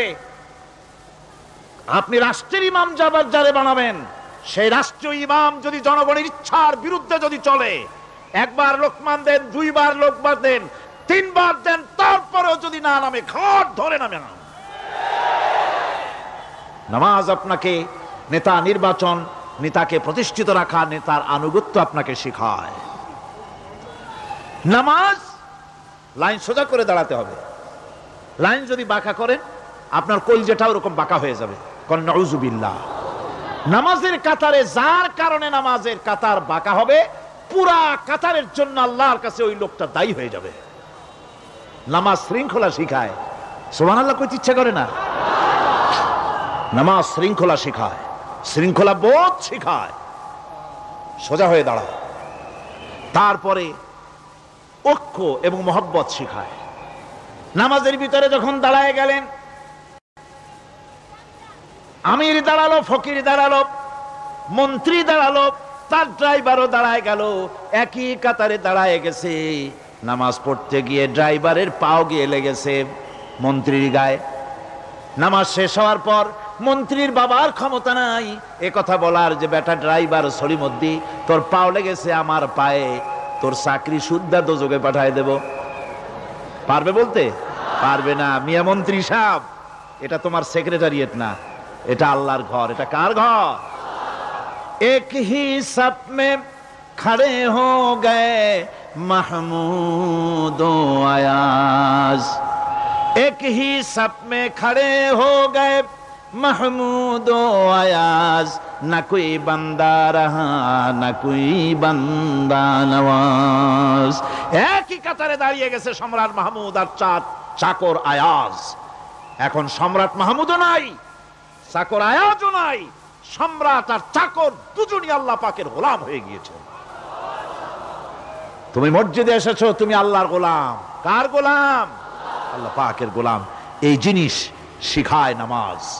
নামাজ শিখায় মানুষকে পাঞ্চুয়ালিটি, নিয়মানুবর্তিতা, সময়ের জ্ঞান শিখায় নামাজ। নামাজ মানুষে কি শিখায়? আল্লাহ রাব্বুল আলামিন বলছেন, ইন্নাস সালাতা কানাত আলাল মুমিনিনা কিতাবাম মাওকুতা। নিঃসন্দেহে নামাজ মুমিনদের নিয়মানুবর্তিতার সাথে ফরজ করা হয়েছে, তাদের উপরে নিয়মানুবর্তিতার উপরেই, সময়ের উপরে নামাজকে ফরজ করা হয়েছে। আপনার আন্দাজ মতো আপনি পড়তে পারবেন না, সময় মতো পড়তে হবে, আউয়াল ওয়াক্তে পড়তে হবে। আমার দেশের মসজিদগুলিতে ফজরের নামাজ পড়া হয় এমন সময় পূর্ব দিক ফর্সা হয়ে যায়। ইমাম সাহেব যদি ভুল করেন, নামাজ যদি দোহরাতে যান, তাহলে সূর্য উদয় হয়ে যাবে, এমন অবস্থা। নামাজ এত দেরিতে পড়া হয়। প্রত্যেক ওয়াক্তের নামাজ আউয়াল ওয়াক্তে পড়ার জন্য রাসূল সাল্লাল্লাহু আলাইহি ওয়াসাল্লাম তাগিদ করেছেন। সময়ের দিকে লক্ষ্য রাখতে বলা হয়েছে। যেই জাতির, লক্ষ্য করুন, যে জাতির দৈনিক 5 বার টাইমলি, অক্ত মতো, সময় মতো নামাজ আদায় করতে হয়, দুর্ভাগ্যজনক সত্য, সেই জাতির কাছে সময়ের কোনো দাম নাই। সময়ের দাম নাই। 9টার গাড়ি কয়টায় আসবে? 9টার গাড়ি কয়টায় আসবে? একদিন দেখা গেল সত্যিই 9টার সময় এসে গেছে। যাত্রীরা বলছে মাশাআল্লাহ, অন্তত একটা দিন তো 9টার সময় আসলো। স্টেশন মাস্টার বলছে না, খুশি হওয়ার কারণ নাই, আজকের না, এটা গতকালকেরটা। আমার আমেরিকার সফরের সময়, যে বাড়িতে আমি আমেরিকায় থাকি, কুইন্স এলাকায়, নিউ ইয়র্ক সিটিতে, সে বাড়িওয়ালা চাকরি করে। সে আমাকে বলল, 10টি বছর আমি একটা ট্রেনে যাতায়াত করি। সে বলছে রাত 3:45 ট্রেনটা আসে, ওই ট্রেনে চড়ে সে তার কর্মস্থলে যায়। বলল 10টা বছর আমি এখানে আছি, 10 বছরের ভিতরে এই ট্রেনটা 1 মিনিটের জন্য এদিক ওদিক করলো না, ঠিক 3:45 এসে হাজির হয়ে গেছে। ঝড় হোক, বৃষ্টি হোক, স্নো পড়ুক, বরফ পড়ুক, টাইমলি চলতেছে। দুনিয়ায় ভিন্ন জাতিরা যে উন্নতি করে, তার পেছনে সময়ের জ্ঞান তাদের অনেক বেশি আমাদের থেকে। কথা ঠিক কিনা? আমাদের সময়ের জ্ঞান নাই, সময়ের কোনো মূল্য আমরা দেই না। 2টার সময় মিটিং হবে, মন্ত্রী সাহেব আসেন 5টার সময়, ঠিক কিনা? বক্তৃতার জন্য সময় দেওয়া হয়েছে 20 মিনিট, নাহমাদু ওয়া নুসাল্লি আলা কইয়া সুর দিয়া 35 মিনিট গেছে নাহমাদু কইতে কইতে। সময় 20 মিনিট, তা তার মনেই নেই। এই যে সময়ের জ্ঞান নাই, এটা ব্যর্থতা। নামাজ মানুষকে সময়ের জ্ঞান শিখায়। কোন আলহামদুলিল্লাহ। এই সময়ের জ্ঞান আমাদেরকে শিখতে হবে। এবার আমি আপনাদের সামনে বলতে চাই, আল্লাহর নবী জনাবে মুহাম্মদ রাসূলুল্লাহ সাল্লাল্লাহু আলাইহি ওয়াসাল্লাম নামাজের ব্যাপারে কি বলছেন। এতক্ষণ তো আল্লাহর কথা শোনালাম, কার কথা শোনাইছে? আমার আল্লাহর নবী বলেন, নবীকে প্রশ্ন করা হলো, ইয়া রাসূলুল্লাহ আইয়ু শাইইন আহাব্বু ইনদাল্লাহি ফিল ইসলাম, ইসলামের মধ্যে আল্লাহর কাছে কোন জিনিসটা বেশি প্রিয়? আল্লাহর কাছে ইসলামের কোন জিনিসটা বেশি প্রিয়? হুজুর বললেন, as-salatu li waqtiha, মান তারাকা সালাতান ফালা দীনা লাহু ওয়াস-সালাতু ইমাদুদ্দিন। আল্লাহর কাছে সবচাইতে বেশি প্রিয় হচ্ছে নামাজ। সবচাইতে প্রিয় কি? নামাজ, ওয়াক্তমতো নামাজ আদায় করা আল্লাহ পাকের বেশি প্রিয়। আর এই নামাজ হচ্ছে দ্বীনের খুঁটি। এটা দ্বীনের কি খুঁটি। এই যে খুঁটিগুলো আছে, খুঁটিগুলো ফালাই দিলে তারপর আপনার এই প্যান্ডেল থাকবে? থাকবে না। বিল্ডিং এর পিলার ভেঙে দেন, বিল্ডিং টিকবে? ঘরের খুঁটিগুলি উড়ায় ফেলেন, ঘর টিকবে? টিকবে না। দ্বীনের খুঁটি হচ্ছে নামাজ। লা দীনা লিমান লা সালাতা লাহু। যার কাছে দ্বীন নাই, যার কাছে নামাজ নাই, তার কাছে কি নাই? দ্বীন নাই, ঈমান নাই। আল্লাহর নবী বলেছেন, ওয়ান জাবিরিন রাদিয়াল্লাহু তাআলা আনহু قال قال رسول الله صلى الله عليه وسلم بين العبد وبين الكفر ترك الصلاة। আল্লাহ পাকের নবী বলেন, আল্লাহর বান্দার মুমিন, আল্লাহর বান্দার কাফের, দুইজনের মধ্যে পার্থক্য হলো যে ব্যক্তি নামাজ পড়ে সে আল্লাহর গোলাম, যে নামাজ পড়ে না সে কাফের হয়ে গেল। যে নামাজ পড়লো না সে কাফের হয়ে গেল। মান তারাকা সালাতান মুতাআম্মিদান ফাকাদ কাফারা। যে ব্যক্তি ইচ্ছে করে নামাজ ছেড়ে দিল সে কাফের হয়ে গেল। বলেন নাউযুবিল্লাহি মিন যালিক। এই জন্য নামাজ আদায় করা বাধ্যতামূলক প্রত্যেকটি মুসলমানের জন্য। রাসূল করিম সাল্লাল্লাহু আলাইহি সাল্লাম একটা দৃষ্টান্ত দিয়েছেন। কারো বাড়ির সামনে যদি একটা নাহার থাকে, একটা পুকুর থাকে, একটা খাল থাকে প্রবাহিত, এতে যদি ওই বাড়িওয়ালা দৈনিক 5 বার গোসল করে তাহলে তার গায়ে কি কোনো ময়লা থাকে? হুজুর, সাহাবীরা বললেন না হুজুর, থাকে না। হুজুর বললেন এটাই হলো নামাজের দৃষ্টান্ত। 5 ওয়াক্ত নামাজ যে আদায় করবে সে গুনাহ থেকে আল্লাহ পাক তাকে পবিত্র করে দিবেন। সুবহানাল্লাহি বিহামদিহি। আমার ভাইরা, নামাজ পড়লে পরে এক জুমা থেকে আর এক জুমা পর্যন্ত মানুষ যে সমস্ত গুনাহ করে, কবিরা গুনাহগুলি বাদে, শিরক আর কবিরা গুনাহগুলি বাদে যত গুনাহ আছে তার কাফারা হয়ে যায়। নামাজ যে সঠিকভাবে আদায় করবে, এই নামাজটা একটা কঠিন কাজ। নামাজটা কি কাজ? কে বলতেছেন এ কথা? আল্লাহ পাক। ওয়া ইন্নাহা লাকাবীরাতুন ইল্লা আলাল খাশিঈন। নামাজ একটা ভারী জিনিস, একটা কঠিন জিনিস। কাদের জন্য কঠিন নয়? যারা নাকি আল্লাহ পাককে ভয় করে। আল্লাযীনা ইয়াযুন্নুনা আন্নাহুম মুলাকু রাব্বিহিম ওয়া আন্নাহুম ইলাইহি রাজিউন। যারা নাকি একথা মনের ভিতরে ধারণা করে যে আল্লাহ রাব্বুল আলামিনের দরবারে আমার হাজির হওয়া লাগবে, মোলাকাত করা লাগবে, এই চিন্তা যারা করে তাদের জন্য নামাজ মোটেই কষ্টকর নয়, নামাজ মোটেই তাদের জন্য অসহনীয় নয়, বোঝা নয়, ভার নয়। তারা নামাজ আদায় ঠিকই করবে। এই জন্যে বিবি, বাল বাচ্চা সকলকে নামাজের জন্য তাগিদ করতে হবে। যত ভাই এখানে এসেছেন নিজেরা পড়বেন, বিবি বাল বাচ্চাকে তাকিদ করবেন। আল্লাহ পাক বলছেন, ওয়ানজির আশীরাতাকাল আকরাবিন। তোমার নিকটবর্তী যারা আছে তাদেরকে তুমি আল্লাহর ভয় দেখাও।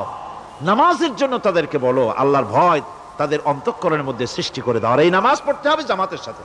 নামাজ পড়তে হবে কিছুর সাথে? জামাতের সাথে। রাসূল করিম সাল্লাল্লাহু আলাইহি ওয়াসাল্লাম বলছেন, হুজুরের কাছে, আল্লাহর নবীর কাছে, হযরতে আবু হুরায়রা রাদিয়াল্লাহু তাআলা আনহু হাদিসটি বর্ণনা করেছেন। হুজুরের কাছে একজন অন্ধ লোক এলো। সেই অন্ধ লোক এসে বললেন, হুজুর আমি তো চোখে দেখি না, জামাতের যে গুরুত্বের কথা আপনি বললেন, আমাকে কি রুখসত দেওয়া যায় নাকি? আমি অনেক সময় সাথী সঙ্গী পাই না, আমাকে কি রুখসত দেওয়া যায় নাকি? হুজুর বললেন, হ্যাঁ তোমাকে রুখসত দেওয়া গেল। অন্ধ যখন হেঁটে যাচ্ছিলেন নবীজি তাকে আবার ডাকলেন, ডেকে জিজ্ঞেস করলেন, অন্ধ নামাজের মসজিদের আজান কি তোমার কানে যায়? বলে হ্যাঁ আমি আজান শুনি। হুজুর বললেন, আজানের জবাব দিবা, মসজিদে এসে জামাতে নামাজ পড়বা। একজন অন্ধকে রুখসত দেওয়া হয় নাই। মসজিদে আজান শোনার পর ঘরে বসে যদি নামাজ আদায় করেন নামাজের হক আদায় হবে না। হুজুর সাল্লাল্লাহু আলাইহি ওয়াসাল্লাম বলেছেন, মসজিদে আজান হওয়ার পর যে ব্যক্তি ঘরে বসে নামাজ পড়ে, আমার ইচ্ছা হয় ঘরটা আগুন দিয়ে জ্বালায় দেই। কে বলতেছেন? রাহমাতুল লিল আলামিন বলতেছেন। রাহমাতুল লিল আলামিন বলতেছেন, ঘরের মধ্যে যদি মেয়ে লোক আর বাচ্চারা যদি না থাকতো তাহলে আমার ইচ্ছা হয় আমি বলি আগুন দিয়ে ঘরটারে জ্বালায় দাও। এই ঘরের মহব্বতেই তো সে বাইর হয় না। নামাজের এত বড় গুরুত্ব দেওয়া হয়েছে। আমার বন্ধুগণ, এই নামাজের জামাতি আল্লাহর নবী জীবনের শেষ নামাজ জামাতে আদায় করেছেন। জীবনের শেষ নামাজটাও জামাতে আদায় করলেন। তখন তার এমন অবস্থা, এত অসুস্থ, দাঁড়াতে পারেন না, হাঁটতে পারেন না। দুইজন সাহাবীর কাঁধের উপরে ভর করে তারপরে বহু কষ্ট করে মসজিদে গিয়ে নামাজ আদায় করেছেন। খুতবা দিয়েছেন, বললেন, খুতবা দিতে গিয়ে বললেন, আজ থেকে মসজিদে নববীর চতুর্দিকের সকলের দরজা বন্ধ হয়ে যাবে, শুধু আবু বকরের দরজাটা খোলা থাকবে। আল্লাহর নবী বললেন, আল্লাহ রাব্বুল আলামিন এই পৃথিবীতে তার এক বান্দাকে জাগতিক সব সম্পদ দিতে চেয়েছিলেন, কিন্তু সে বান্দা সব জাগতিক সম্পদকে উপেক্ষা করে মাবুদের সঙ্গে দেখা করা বেশি জরুরি, বেশি পছন্দ মনে করেছেন। এতটুকুন কথা নবীজি বললেন, কেউ কিছু বুঝলো না। হযরতে আবু বকর রাদিয়াল্লাহু তাআলা আনহু হুজুরের এই কথা শুনে কাঁদতে কাঁদতে তিনি অস্থির হয়ে যাচ্ছেন। সাহাবীরা চিন্তা করলেন, হুজুর কার না কার কথা বলেছেন, তাতে কান্নার কি আছে? বয়োবৃদ্ধ, জ্ঞান বৃদ্ধ হযরতে আবু বকর রাদিয়াল্লাহু তাআলা আনহু বুঝতে পেরেছেন এই পৃথিবীর সব সম্পদ তো আল্লাহ হুজুরকেই দিতে চেয়েছিলেন। তিনি সমস্ত সম্পদকে উপেক্ষা করে তার মাবুদের সঙ্গে দেখা করার জন্য প্রস্তুতি নিয়েছেন। তার মানে হলো আল্লাহর নবীর বিদায় হয়ে যাবেন, আমরা নবী থেকে এতিম হয়ে যাব। নবীজি ঘরের মধ্যে প্রবেশ করলেন, প্রচন্ড জ্বর এলো। এই প্রচন্ড জ্বর নিয়ে তিনি শুয়ে আছেন, কখনো বেহুশ কখনো হুশ। এর মধ্যে এশার আজান হয়ে গেল। সাহাবীরা বহুক্ষণ অপেক্ষা করে হযরত আবু বকরের ইমামতিতে নামাজ শুরু করলেন। হুজুরের হুশ এলো, প্রশ্ন করলেন, আয়েশা রে, এখন কোন সময়? হযরত আয়েশা বলেন, ইয়া রাসূলুল্লাহি, মসজিদে নববীতে নামাজ শুরু হয়ে গেছে। সাহাবীরা অনেকক্ষণ অপেক্ষা করে আমার বাবার ইমামতিতে নামাজ পড়তেছে সবাই, কিন্তু সাহাবীরা কেঁদে কেঁদে নামাজের মধ্যেই কাঁদতে কাঁদতে অস্থির হয়ে যাচ্ছে। তাদের মনের ধারণা হয়েছে নবীজির পেছনে নামাজ পড়ার কিসমত থেকে তারা মাহরুম হয়ে গেল। নবীজি বলেন, আয়েশা দরজা খুলে দাও আর আমার মাথাটা একটু উঁচু করে ধরো, আমি একটু নামাজের দৃশ্যটা দেখি। দরজা খুলে দেওয়া হলো, নবীজির মাথা উঁচু করে ধরা হলো। নামাজের জামাতের দৃশ্য দেখে নবীজি আবার শুয়ে পড়লেন। হযরতে মা আয়েশা লক্ষ্য করে দেখেন নবীজির দুই চোখের কোনা দিয়া পানি পড়তেছে। মা আয়েশা জিজ্ঞেস করেন, ইয়া রাসূলুল্লাহ, হে নামাজের দৃশ্য দেখে চোখে কেন পানি এলো? হুজুর বলেন, আয়েশা রে, এটা কোনো দুঃখের পানি নয়, এটা তৃপ্তির পানি। এই যে জামাত নামাজ পড়তেছে লোকেরা, এই জামাত কায়েমের জন্য তায়েফের ময়দানে অনেক রক্ত আমার ঝরেছে। উহুদের ময়দানে দান্দান মুবারক শহীদ হয়েছে, সাহাবায়ে কেরাম জীবন দিয়েছে। এই যে জামাত আমি দেখতে পেলাম, ভবিষ্যতের একটা ছবি যেন চোখে ধরা পড়লো। আমার মনে হলো কিয়ামত পর্যন্ত এই পৃথিবীতে আমার যত উম্মত আসবে তারা এইভাবে করে জামাতে নামাজ আদায় করবে। নবীজির মাথার কাছে মালাকুল মউত যখন এসে গেছেন, আমার ভাইরা, এই পৃথিবীতে যত নবীরা এসেছিলেন মৃত্যুর সময় সমস্ত নবীরা শেষ কথা যেটা বলেছেন, হাদিস, সমস্ত নবীরা উম্মতের জন্য মৃত্যুর মুহূর্তে শেষ কথা যেটা বলেছেন সেটা হলো আসসালাত, আসসালাত, নামাজ, নামাজ। আমার নবী যখন বিদায় হয়ে যান, বিদায় মুহূর্তে মেয়ের কথা বললেন না, কলিজার টুকরা নাতির কথা বললেন না, জামাইয়ের কথা বললেন না, স্ত্রীর কথা বললেন না। মৃত্যুর সময় শেষ কথা বললেন আসসালাত, আসসালাত ওয়া মা মালাকাত আইমানুকুম, নামাজ, নামাজ, আমার উম্মতেরা নামাজ, আমার উম্মতেরা নামাজ ছেড়ে দিও না, নামাজ। যেই নবী উম্মতের জন্য এত কাঁদলেন, নামাজের জন্য এত কথা বলে গেলেন, আল্লাহ রাব্বুল আলামিন নামাজের জন্য এত নির্দেশ করলেন, নবীজি ইন্তেকালের সময় নামাজের কথা বলে দিলেন, সেই মুসলমান আজ নামাজ আদায় করে না। নামাজ পড়ে তো নামাজ শুদ্ধ হয় না। হযরতে হুযায়ফা রাদিয়াল্লাহু তাআলা আনহু তিনি একবার ইয়েমেন সফর করেছিলেন, এক মসজিদে নামাজ পড়লেন। একজনকে তিনি নামাজ পড়তে দেখলেন, নামাজ পড়তে দেখে তিনি অপেক্ষা করলেন। লোকটার নামাজ হয়ে যাওয়ার পর তিনি প্রশ্ন করলেন, আল্লাহর বান্দা, তুমি কতদিন এরকমের নামাজ পড়তেছো? তিনি বললেন, প্রায় 40 বছর তো হবে আমি এরকম নামাজ পড়তেছি। হযরতে হুযায়ফা বলেন, তুমি কি আমারে চেনো? কয়, না, চিনি না। হযরত হুযায়ফা বললেন, আল্লাহর বান্দা শোনো, আমি হচ্ছি আল্লাহর নবী মুহাম্মদুর রাসূলুল্লাহ সাল্লাল্লাহু আলাইহি সাল্লামের সাহাবী হুযায়ফা। ও আল্লাহর বান্দা, তুমি যেভাবে নামাজ পড়েছো এই রকম যদি 40 বছর নামাজ পড়ে থাকো, আল্লাহর কসম করে বলি, নবীজি যে নামাজ শিখাইছেন তোমার সে নামাজ হয় নাই। রাসূলুল্লাহ নামাজ হয় নাই, নামাজ পড়লেই হবে না। রাসূলুল্লাহ বলেছেন, সাল্লু কামা রাআইতুমুনি উসাল্লি, নামাজ পড়ো সেইভাবে যেভাবে আমারে পড়তে দেখো।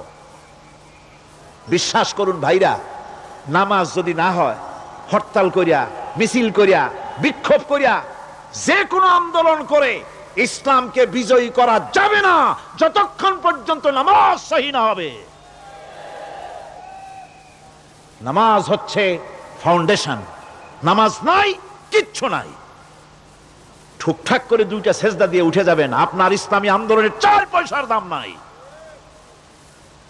নামাজ আগে, জিহাদের ময়দানেও নামাজ, যেখানে আছেন ওখানেই নামাজ পড়তে হবে। নামাজ নামাজ এই নামাজ হচ্ছে মুসলমানদের সবচেয়ে বড় জিনিস। নামাজ হয় না, নামাজ যত পড়া হয় অধিকাংশ নামাজ হয় না। নামাজের ভিতরে তাদিল আরকান, তাদিল করা ওয়াজিব।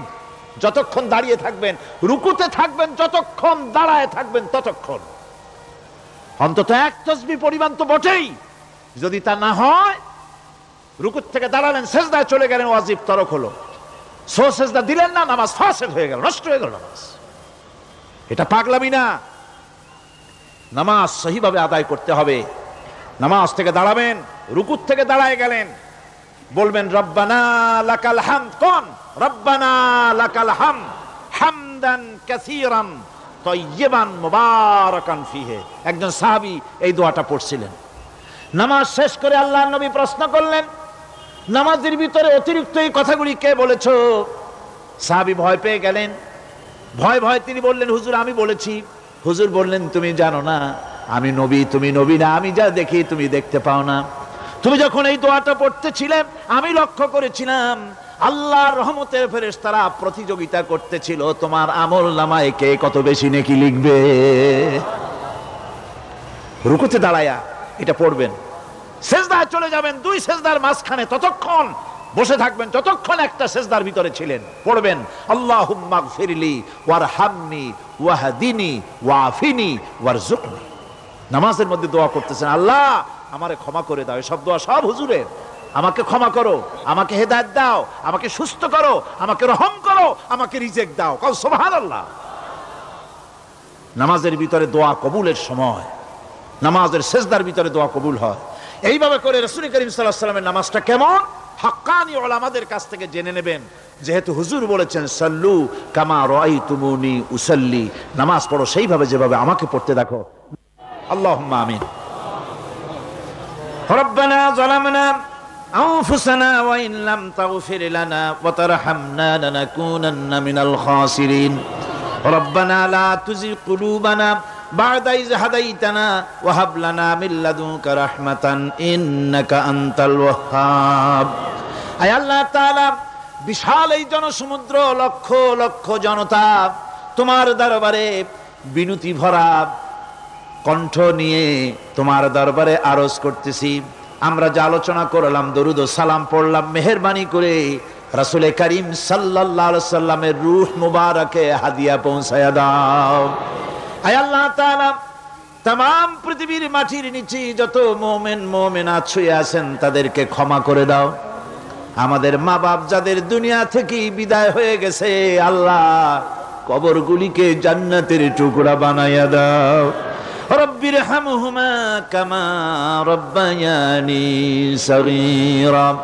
আয় আল্লাহ তাআলা, সমগ্র বিশ্বে যত মুসলমান আছে সব মুসলমানদের গুনাহ মাফ করে দাও। সমস্ত মুসলমানদের বিপদ মুসিবত দূর করে দাও। রব্বুল আলামিন, এই মাহফিলে আমরা যারা এসেছি গুনাহ করে তো জীবনটারে শেষ করে ফেলাইছি। রব্বুল আলামিন, জীবনের সব গুনাহ মাফ করে দাও। আয় আল্লাহ তাআলা, আমাদের মা বোনেরা প্রতিদিন কষ্ট করে মাহফিলে আসতেছেন, তাদের আসতেও কষ্ট, যেতেও কষ্ট। আল্লাহ তাআলা তুমি দয়া করে আমার মা বোনদেরকে গুনাহ মাফ করে দাও, মা বোনদের উপরে রহমত নাজিল করো। রব্বানা তাকাব্বাল মিন্না ইন্নাকা আনতাস সামিউল আলিম ওয়া তুব আলাইনা ইন্নাকা আনতাত তাওয়াবুর রহিম। সুবহানা রাব্বিকা রাব্বিল ইজ্জাতি আম্মা ইয়াসিফুন ওয়া সালামুন আলাল মুরসালিন আলহামদুলিল্লাহি রাব্বিল আলামিন ওয়াজআল আখিরা কালিমাতিনা ইনদাল মাউত